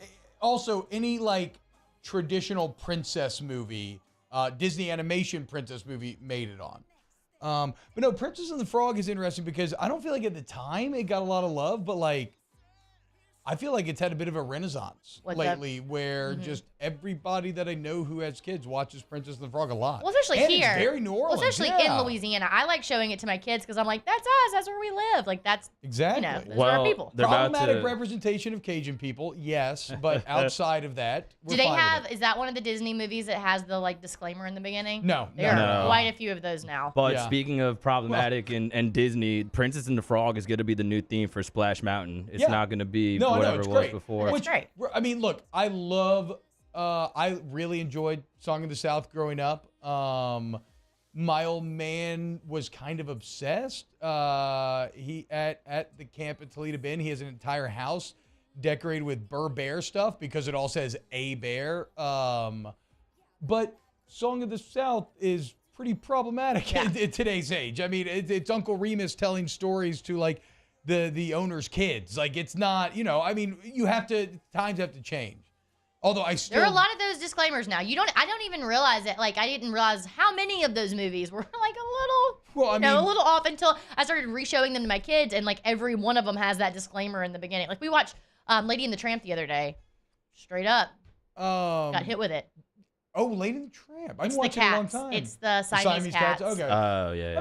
I mean, Peter Pan has "What Makes the Red Man Red" as an entire song in it, which is obviously something that it feels a bit out of place nowadays, even if it's still. Yeah, so Greg Lamont says Princess and the Frog is mean to Cajun people, though. That is actually true. And I do want to do a Said comedy mean to? skit. Yeah, like every Cajun person represented in the movie is like toothless and bumbling. Yeah, I guess that's true. And so I do want to do a skit where I make my dad and Mike Detillier go picket the opening of Princess and the Frog at Disney and claim to be very upset. And again, I know I've told this before, so I apologize, but the funniest part would be, it's like that scene in Crash when Ludacris and his boy are talking and they're like, look how they're like, they're scared of us. They're like, they're across the road because blah, blah, blah. They think we have guns. And then at the end, he's like, but we have guns though. My old man get up there and be like, they're saying all these Cajun people don't have teeth, blah, blah, blah, blah. And then at the end of his rant, his 3 front teeth could fall out because he literally doesn't have his 3 front teeth. But that's not because he's a Cajun person. No, he got knocked out playing football. But I think that would be kind of the height of it. And also, guys, things change. For sure. Like IPs change. Like a kid doesn't know what Song of the South is. It's not dumb to change the ride. It actually makes business sense. Like you're not doing it for any other reason to make more money. Again, for sure. Let's always remember corporations are not doing anything out of moral reasons. They are only doing things because they think it'll make them more money. Sometimes they miss. Sometimes they get it right. But stop trying to attribute moral compasses to these giant. Disney doesn't have a moral compass.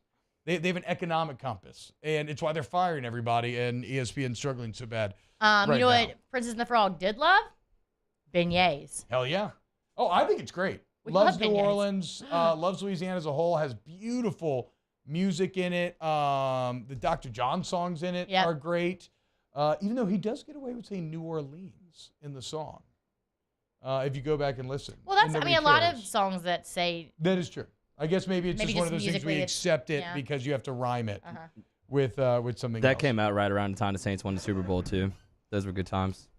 Oh, wow. Princess and the Frog. I guess I didn't really have a concept of when the movie actually came out. Like 2010. Yeah. I remember just feeling like, meh. And I was still into it. Like, I remember seeing Tangled in college and stuff. I've never seen it, but everybody I know loves it. Yeah, it's really good. Very good songs. Very, very good. That reminds me, have you seen that video? Maybe you've talked about it this week, going around on the internet, the guy talking about how food in New Orleans is trash. I saw that. that. Again, just generated heat. Just false generated But he doubled down. He made another video that was like, he made another video, probably, but he was like, no, y'all think I'm lying. The food is trash. Man, I'm from New Orleans, so I can say this. There's a whole lot wrong with our city right now. We normally won't get triggered like that. The only things that upset New Orleans people is if you make Katrina jokes or if you come for the food. Well, I mean, people are going to get mad. Well, somebody made a funny comment. She was like, ooh, he did this at the wrong time. He's like, we're hurricane rich. We're football poor right now. We got nothing else to do. We got nothing else to do but interact with this tweet. Also, you could extend it through all of Louisiana. We really don't do much right except for food. It's kind of all we hang our hat on is culture. Yeah. And food. My biggest takeaway from that is that he's just got a bland palate. Or his friend sent him to I don't think he ever said where he ate. He said he went to 5 places. Which I kind of that appreciate. Locals He's sent not him to. He's not one to crap on places. I can kind of get behind that a little bit. I don't know, but I guess, but what are those local places? Yeah. You know? I bet you they're good, though. No, I bet you they're good. I bet you he's just he's one of these Minnesota football players, and he just can't handle, jambalaya. It's, too spicy for him, or crawfish freak him out. I mean, I doubt he got crawfish, right? But let's say he got barbecue shrimp. He probably thought that it was gross that, the shrimp's head was still on there or something. Miss me. He just wants to eat chicken and broccoli, okay? Get the hell out of here. Nobody wants you here. Wait, hold on. Where is this? I lost the comment that I wanted to get. Oh, he said, I don't mind the ride update, but I take issue with the theming mismatching Magic Kingdom. What? You're just going. Wait. He's trying to be mad about the Princess and Frog rebrand, but trying to find an angle. I was actually, makes sense. I'm going to be honest. I'm a little bit with him there. Not mad about it. Song of the South match Magic Kingdom? I've never been to Disney World, first of all. Yeah. So to be clear, I don't even know what that ride looks like. But you're going soon. Maybe. Yeah. So excited. I don't know what the ride looks like, but when you said that, I was like, because it's a water ride, right? Yeah. Or I guess Princess and the Frog, they're in the water some. I guess that's true. The crocodile. That's true. Okay. So I had not worked that out in my mind. Okay, that makes more sense. But initially, I was like, how does that match? It's actually the perfect log ride because the entire movie they're going on a You're log on a- ride to okay, see okay. Auntie Odie. And I'm back. All right. Mama Odie? Thanks. Shout out whoever made that comment because now I'm back. I was not sure. Now I'm here. You can do a lot with that. Yeah. Airboat, you can put the villain at the top right before the drop of the roller coaster. Yeah, 100%. A lot of alligator stuff. Yeah, you have the Shadow Man right before you drop. Exactly. It really writes itself. I can't wait. Kind of one of the more gruesome deaths in Disney movies, in my opinion, when the spirits come for the antagonist. Dragged to hell? Yeah, he literally gets dragged to hell by the very spirits that he was channeling. I agree. It's dark. That's pretty dark, It man. is. The Shadow Man's dark as a whole. Let's see. Ask Bob and Rivers. I need to apologize to my friend Jonathan. He told me something very vulnerable, and I made a joke as a defense mechanism. How can I let him know that I care and I'm not just a big jerk face? I think I would just say that. Yeah, I think that's it. I mean, I do that a lot too. Yeah. I think you just got to say, look, I'm really sorry. You could say defense mechanism, or I misread the situation. I didn't mean to take your feelings for granted. Yeah, for sure. I saw this video. Oh, well, the two girls that were talking about paying for stuff or whatever. I think one of them is just like going through it with her husband. I don't know what it is. She put that out there. She didn't say, hey, we're getting divorced or whatever. She was just like, hey, we're going through it, whatever. But like before they started talking about it, she was going to make the announcement. So the other girl was like, so we got to get to something. And she's like, I don't know why I'm smiling right now. She's like, I'm so uncomfortable. Wait, what is this from? They're going to talk, the two girls that we were talking about earlier. The Barstool girls. Yes, one of them was going to basically make an announcement like, hey, my husband and I are, everyone's asking where my husband is and all my social media. We're going through it, basically. But the other girl was setting it up. And she was like, well, we got to talk about something today. And she's like smiling. And she's like, I really don't know why I'm smiling right now. She was like, I don't know what to do with my face. She's like, I'm so uncomfortable, and this is like my defense mechanism is to smile. Do you have to live that stuff so public? So are they getting divorced? She did not say. She just said they're going through it. Like that's all that she said. Ugh. So, but a takeaway was like that poor other girl who's like setting it up, and she's just smiling, and she's like, I'm not meaning to smile. I don't know what the appropriate thing to do here is. I feel like I heard. I mean, humor is obviously like a way that people protect themselves. Yeah, no, 100%. That's I don't like that though. That feels. I mean, but whatever. I mean, I guess that's what you accept. Like if I was ever to get a divorce, it would be obviously incredibly like I would say like respect my privacy, but like at some point you would have to you would have to talk about. Just get that notes app out, you know. Yeah. Get the notes app out. That app tweet and then never thinking about it again. I mean, it still amazes me that KFC from Barstool got through cheating on his pregnant wife. He did, and now he's like I think his title, he's like the manager of Barstool Comedy, which I guess now there's Barstool Sports and Barstool Comedy. Okay, yeah, that makes sense. New York office is Barstool Comedy. Oh, 'cause that's like they're doing like the sketch shows out of it and everything. Oh, okay. Huh. Interesting. Yeah, he got through it for sure. No, I mean that should be a death sentence, getting caught publicly cheating on your pregnant wife, but I guess, if your whole persona is kind of like a New York a-hole, then whatever. No, that's not even it. If you're entertaining, you can get away with anything. It doesn't matter. People will stick around with you for the most part. Cortland says Disney doesn't do Louisiana well at all. I mean, I don't know. Like, again, I think they did pretty good in Princess and the Frog. Is there any other Louisiana-based, like... Oh, what am I blanking on? Nothing. Haunted Mansion. Haunted Mansion? Is that Louisiana? Definitely New Orleans themed. Oh, okay. I don't know how. I mean, if you go to Disneyland, the original Haunted Mansion one is was in the New Orleans part of oh, really? theme park. I can't remember. I've seen the previews for the new one. I remember watching the old one a lot when I would babysit. Haunted Mansion movie? Yeah, with Eddie Murphy. Mm-hmm. Huh. It's like not that old. Yeah, so the ride in Disney World in Orlando is based off of the Eddie Murphy movie. Like they show him in the house and stuff like that. Yeah. Oh, but I didn't know. weird. Maybe I didn't realize they were in Louisiana. I mean, which I guess I wouldn't have paid attention. to I've that only part. seen it once. It was like years ago. It's always had like a plantation vibe. Yeah, like because it's a big old house. It has Yeah. a very Louisiana vibe. I will say this for Disney. I haven't liked any of those new live action animated that they made, except I like this new Little Mermaid. I'm not gonna say it's great or anything. Yeah. And certainly it's like very CGI heavy, but I actually really like the new original songs that they have in there. They're weird. They're kind of songs that when I first heard them, I was like, I don't know about that. And now I'm kind of Coming around? more. Yeah. I'm Like, waiting until it comes out to stream. I found so it just came out but you got to buy it on Oh, okay. Prime. I could do that. But it'll be, or you could wait for Disney Plus. Yeah. But my kids, once they found out that they could watch it at home, I had to go ahead and pull the trigger yesterday, and we watched like 3 times. Oh, that's fun though. Okay. Yeah, it is. All right. When we get back, I guess we'll start doing this Disney tier list. Oh, more OTB, OT. In times of need, get a full list of phone numbers, websites, and other important emergency information on the Demco Stormwatch page at 1045ESPN.com. It was a humid day, barefoot children play, looking for that summer shade. Time to slip away.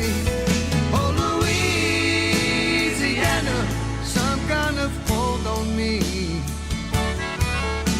Like cypress stumps, your roots are planted deep inside of me.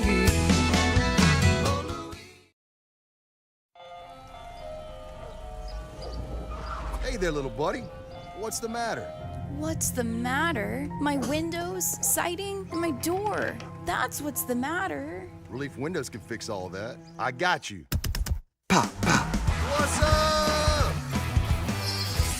Oh my gosh, look! Curb appeal. That's a good-looking neighborhood. ReliefWindows.com.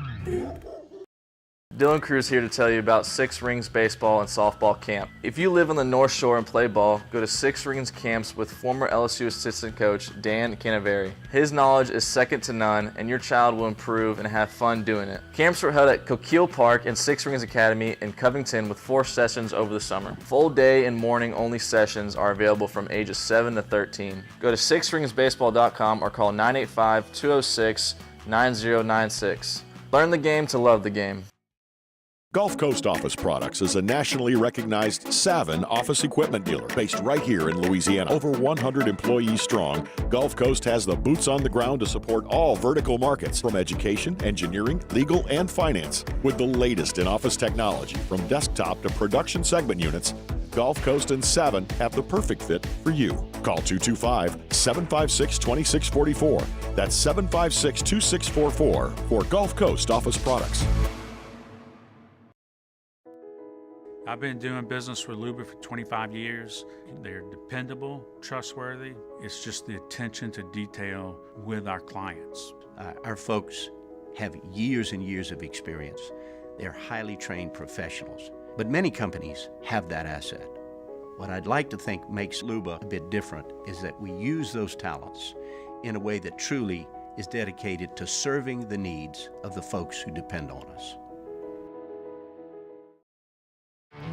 There it is, the extra mile, on the border of expected and extraordinary for those willing to go further, like vans customized for work or play, with safety and tech to keep you connected, supported by a 5-star sales, service, and finance team, and backed by the 1-star you know.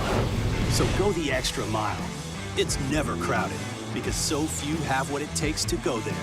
Mercedes-Benz Vans.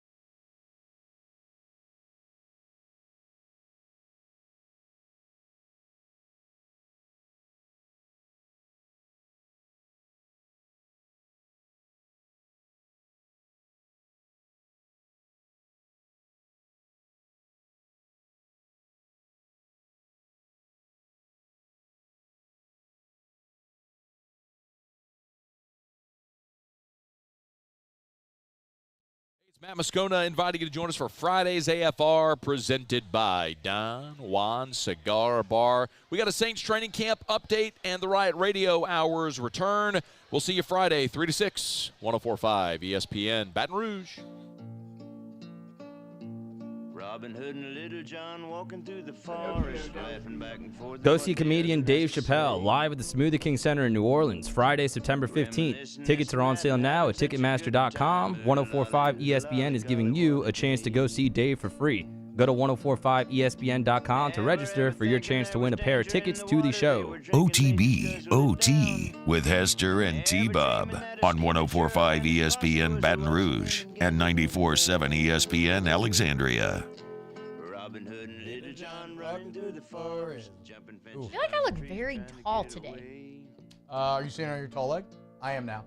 Well, you do have. No, I'm I not. have two regular-sized legs. No, I'm not. Maybe. Well, I don't know. You look tall next to Jake too, though. You're like the same height, basically. Well, I mean, we are. All right. So right now in the S tier, River Shows Beauty and the Beast. I actually did as well. That would have been my first.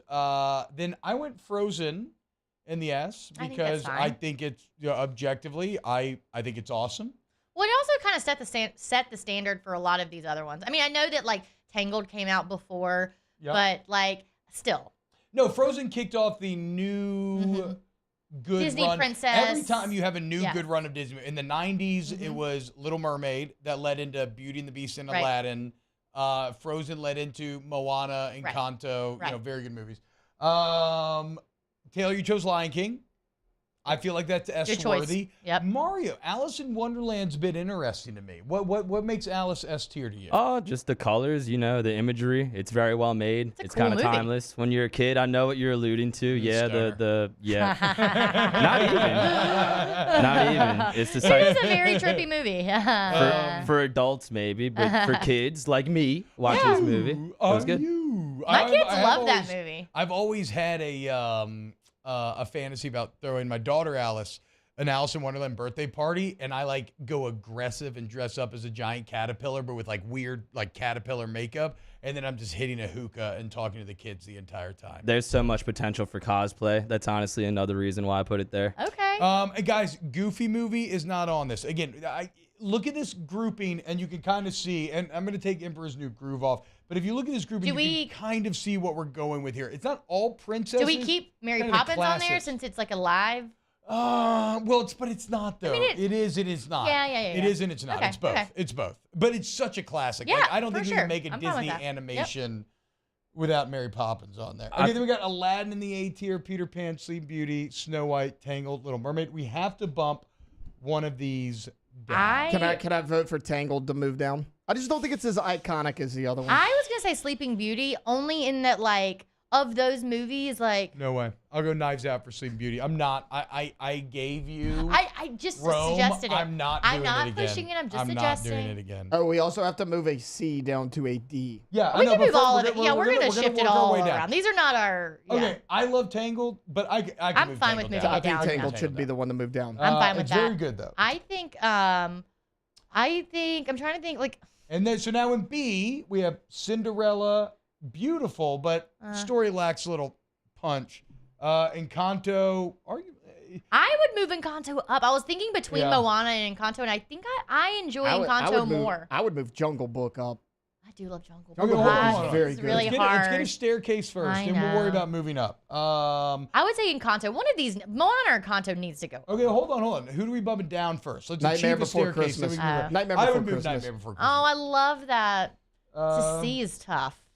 Of these, all of these, I don't know. I don't really even like Cinderella that much. I mean, I know it is the Disney movie, but like, I don't love okay. Cinderella that much. I could kind of get behind that, boys. How do we feel about bumping Cinderella down instead of Nightmare? I feel like Nightmare Before I mean, Christmas I is don't such a, have like much a passion cult. for It's like Nightmare. it has like a cult following. Like For people sure. love the Nightmare Before Christmas. I feel like Cinderella gets a lot of respect just because it's old. That's You know, up- I that's up to think you Nightmare guys. Before. But we also just can't just completely dismiss that. No, we but- can- No. Things that innovate and change the game, like Cinderella did, kind of, they deserve love too. Look, I'm not big into Disney movies. It's up to you guys, but personally, I would leave it like it is. I would go Nightmare Before Christmas I over would too. Cinderella. I would too. But we can get back there, but I would also. Okay, bump up Nightmare and bump down Cinderella then. I mean, democracy, right? Yeah. Okay, now we got to go more. We're going to have to add some filler in the D as This well. is just stressing me out because I feel like there's so many movies that. Look, honestly, dude, Fantasia's kind of interesting as an adult, as like a concept piece. But like my kids would never watch. Kids don't like it. Okay, also, what about bumping Pinocchio to D? Like, it's fine. It's a little freaky, isn't it? Yeah, like, it's okay. I'd be okay with bumping it down. Pinocchio made me very uncomfortable as a child. I'm fine with that. I think it's a good story. It's a good lesson for kids. You know, don't A lot stray. of these are good. I mean, there are None lessons. of these are going to be bad lessons, though. No, I mean, but I like Pinocchio better than y'all. All right, I so think- Pinocchio or Fantasia down here at the bottom? I mean, I would put Fantasia below Pinocchio, honestly. All right. Yeah, I agree. Okay, these this list is starting to stress me out because there's so many down here at the bottom that I feel like definitely need to go up, but then I don't know what moves Agreed. down. All right. Well, So- here's what we're gonna do. We'll put a pin in it for now. Now that we've achieved a basic staircase, and so you're telling me, Taylor, we can't add any more movies to this to get it more evened out? Okay. Well, we'll continue the horse trading then. Wouldn't you could move one more down, like one from, not to say you have to move from B to D, then it would make a full staircase. Well, if we take away from B. I'm I see what you're saying. Yeah. Okay, you're right. Yeah, you're right. So just, I mean, Yeah, if and you then want to have just A make and it. B be a little more exclusive, which it should be. I like what Nookie said. Nookie said Fantasia's like kale. Everyone claims to like it, but no one really does. That is Like, the best if I'm take being about honest- Fantasia that I've ever heard. If I'm being honest, it's I get it. I get it. And I'll eat kale. I'll eat kale, and I'm like, this tastes all right. I would you just massaged it well. You massaged it well. But no, I don't know. All right. Let's go to break. We'll continue to horse trade, and by the end of the show, we will have an answer for you. Again. Okay, yeah. Let's go to break. More to be coming up next. OTB, OT. All-Star Toyota of BatonRouge.com. All-Star Toyota of BatonRouge.com. I bet you they wish they had a little fairy godmother, huh? Sometimes you do, huh? Wish you could just turn that old pumpkin into a carriage. Well, guess what? You can. A carriage in the form of a 2023 Toyota Sienna, which I'm pretty sure they used some of the technology that was reverse engineered from the aliens to create it. Or at least that's what it feels like when you're driving in a brand new Tundra or a Highlander or a RAV4, a hybrid, whatever the case may be. Find your next Toyota at All-Star Toyota. They got incredible deals going on constantly. All-Star Toyota, BatonRouge.com. Remember, recent graduates and military members always have great deals for you. Very easy to schedule your service. Once you buy from All-Star Toyota, Tommy Wagisback and everybody does excellent work over there. And then if you're going to Disney or somewhere and you need to rent, they're a great resource to do so. Better price than your traditional rental companies. All-Star Toyota Baton Rouge, allstartoyotabatonrouge.com. Our listeners fire off their opinions on the jimsfirearms.net hotline at 499-1045. Keep listening for your next chance to shoot us your thoughts with the jimsfirearms.net hotline on 1045 ESPN Baton Rouge. Gulf Coast Bank and Trust is giving our customers the power to bank anywhere, anytime during this challenging event. And we're right there with you. Our mobile banking app is a smart way to manage your money and time. Gulf Coast Bank and Trust, the bank that cares about you.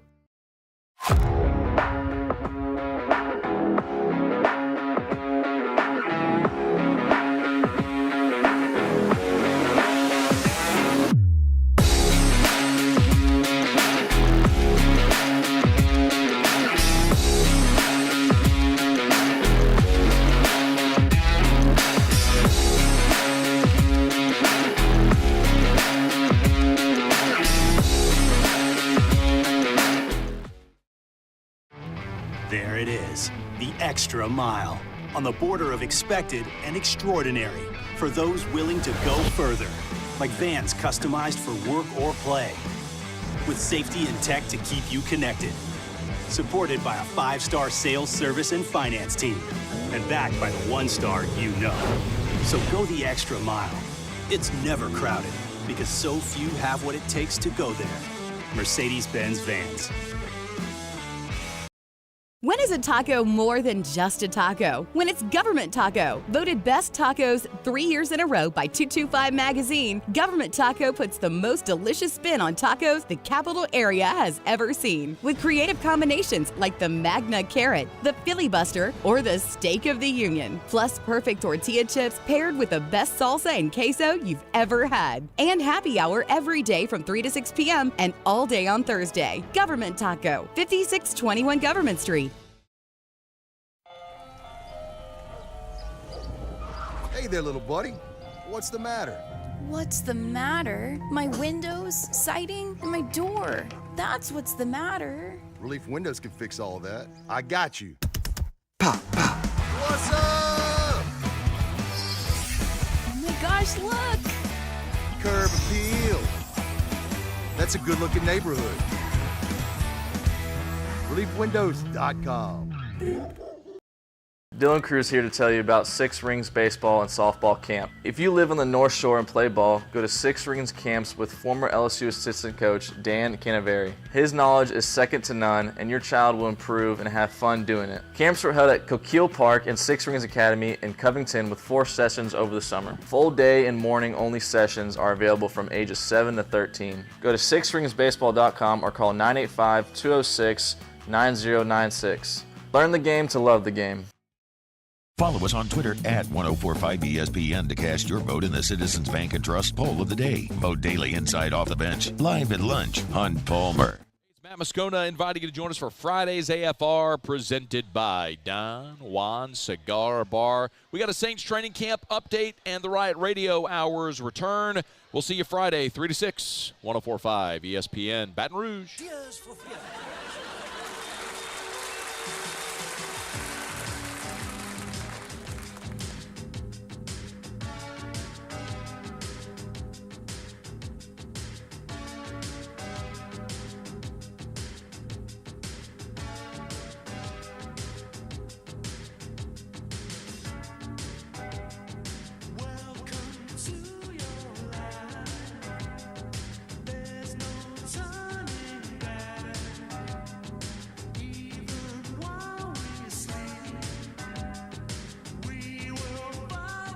OTB, OT, with Hester and T-Bob on 104.5 ESPN Baton Rouge and 94.7 ESPN Alexandria.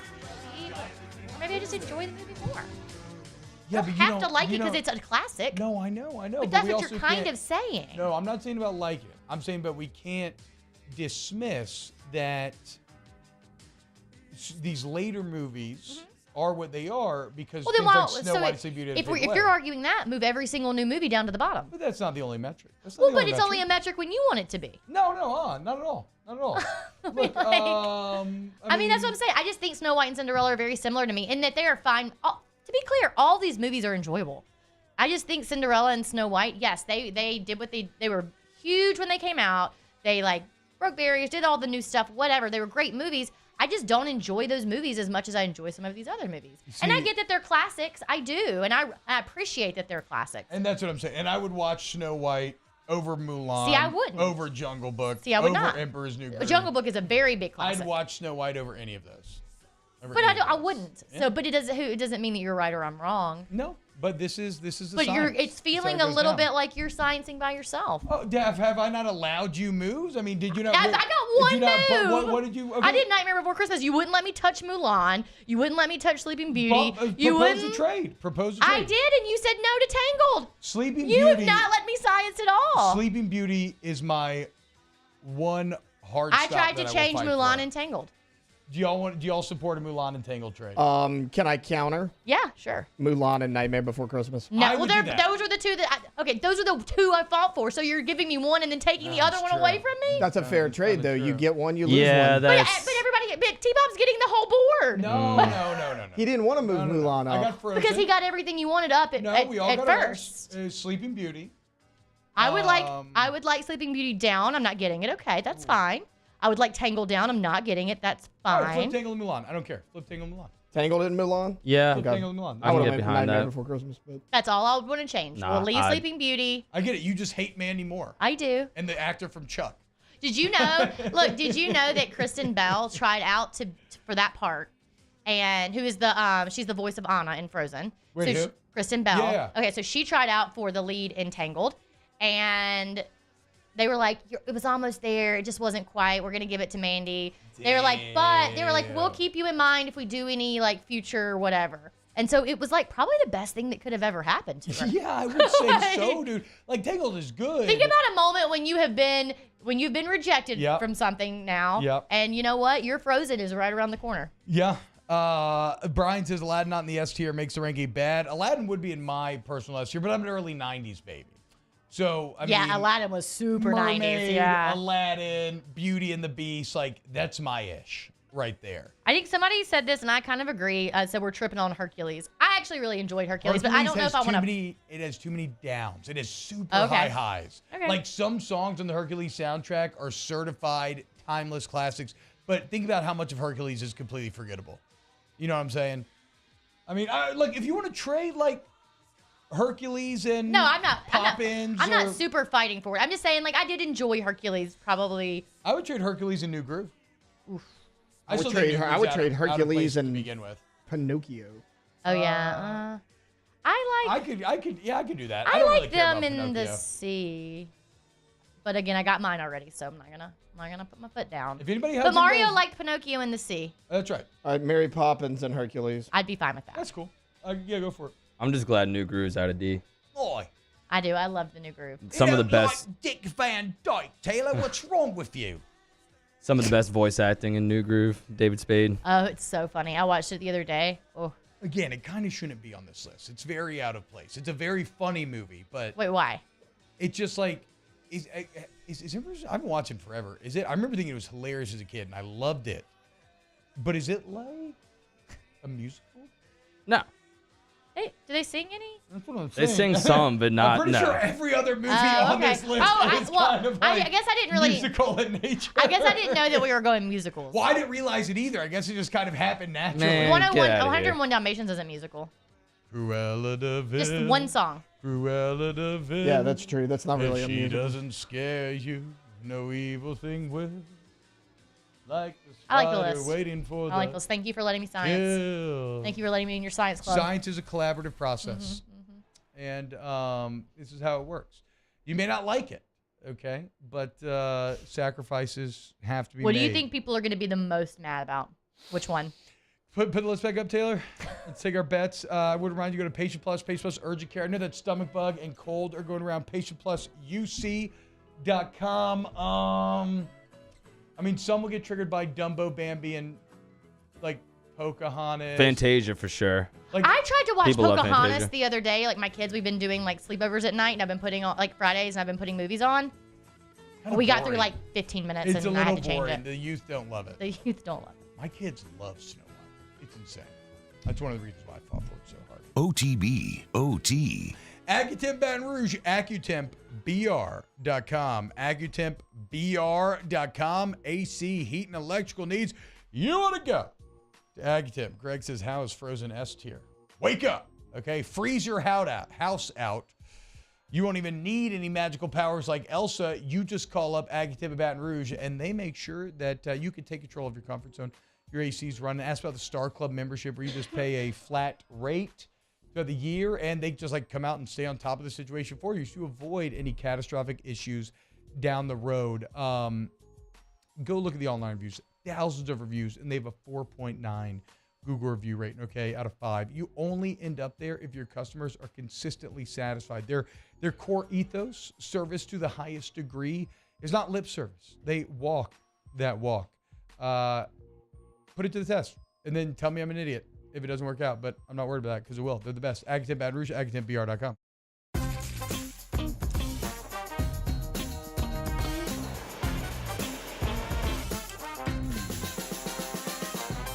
The best kept secret in town is out. Discover Tallulah at the Renaissance Hotel on Bluebonnet. The Windsor Senior Living Community in Mandeville, Louisiana is a beautiful, vibrant apartment community geared towards seniors.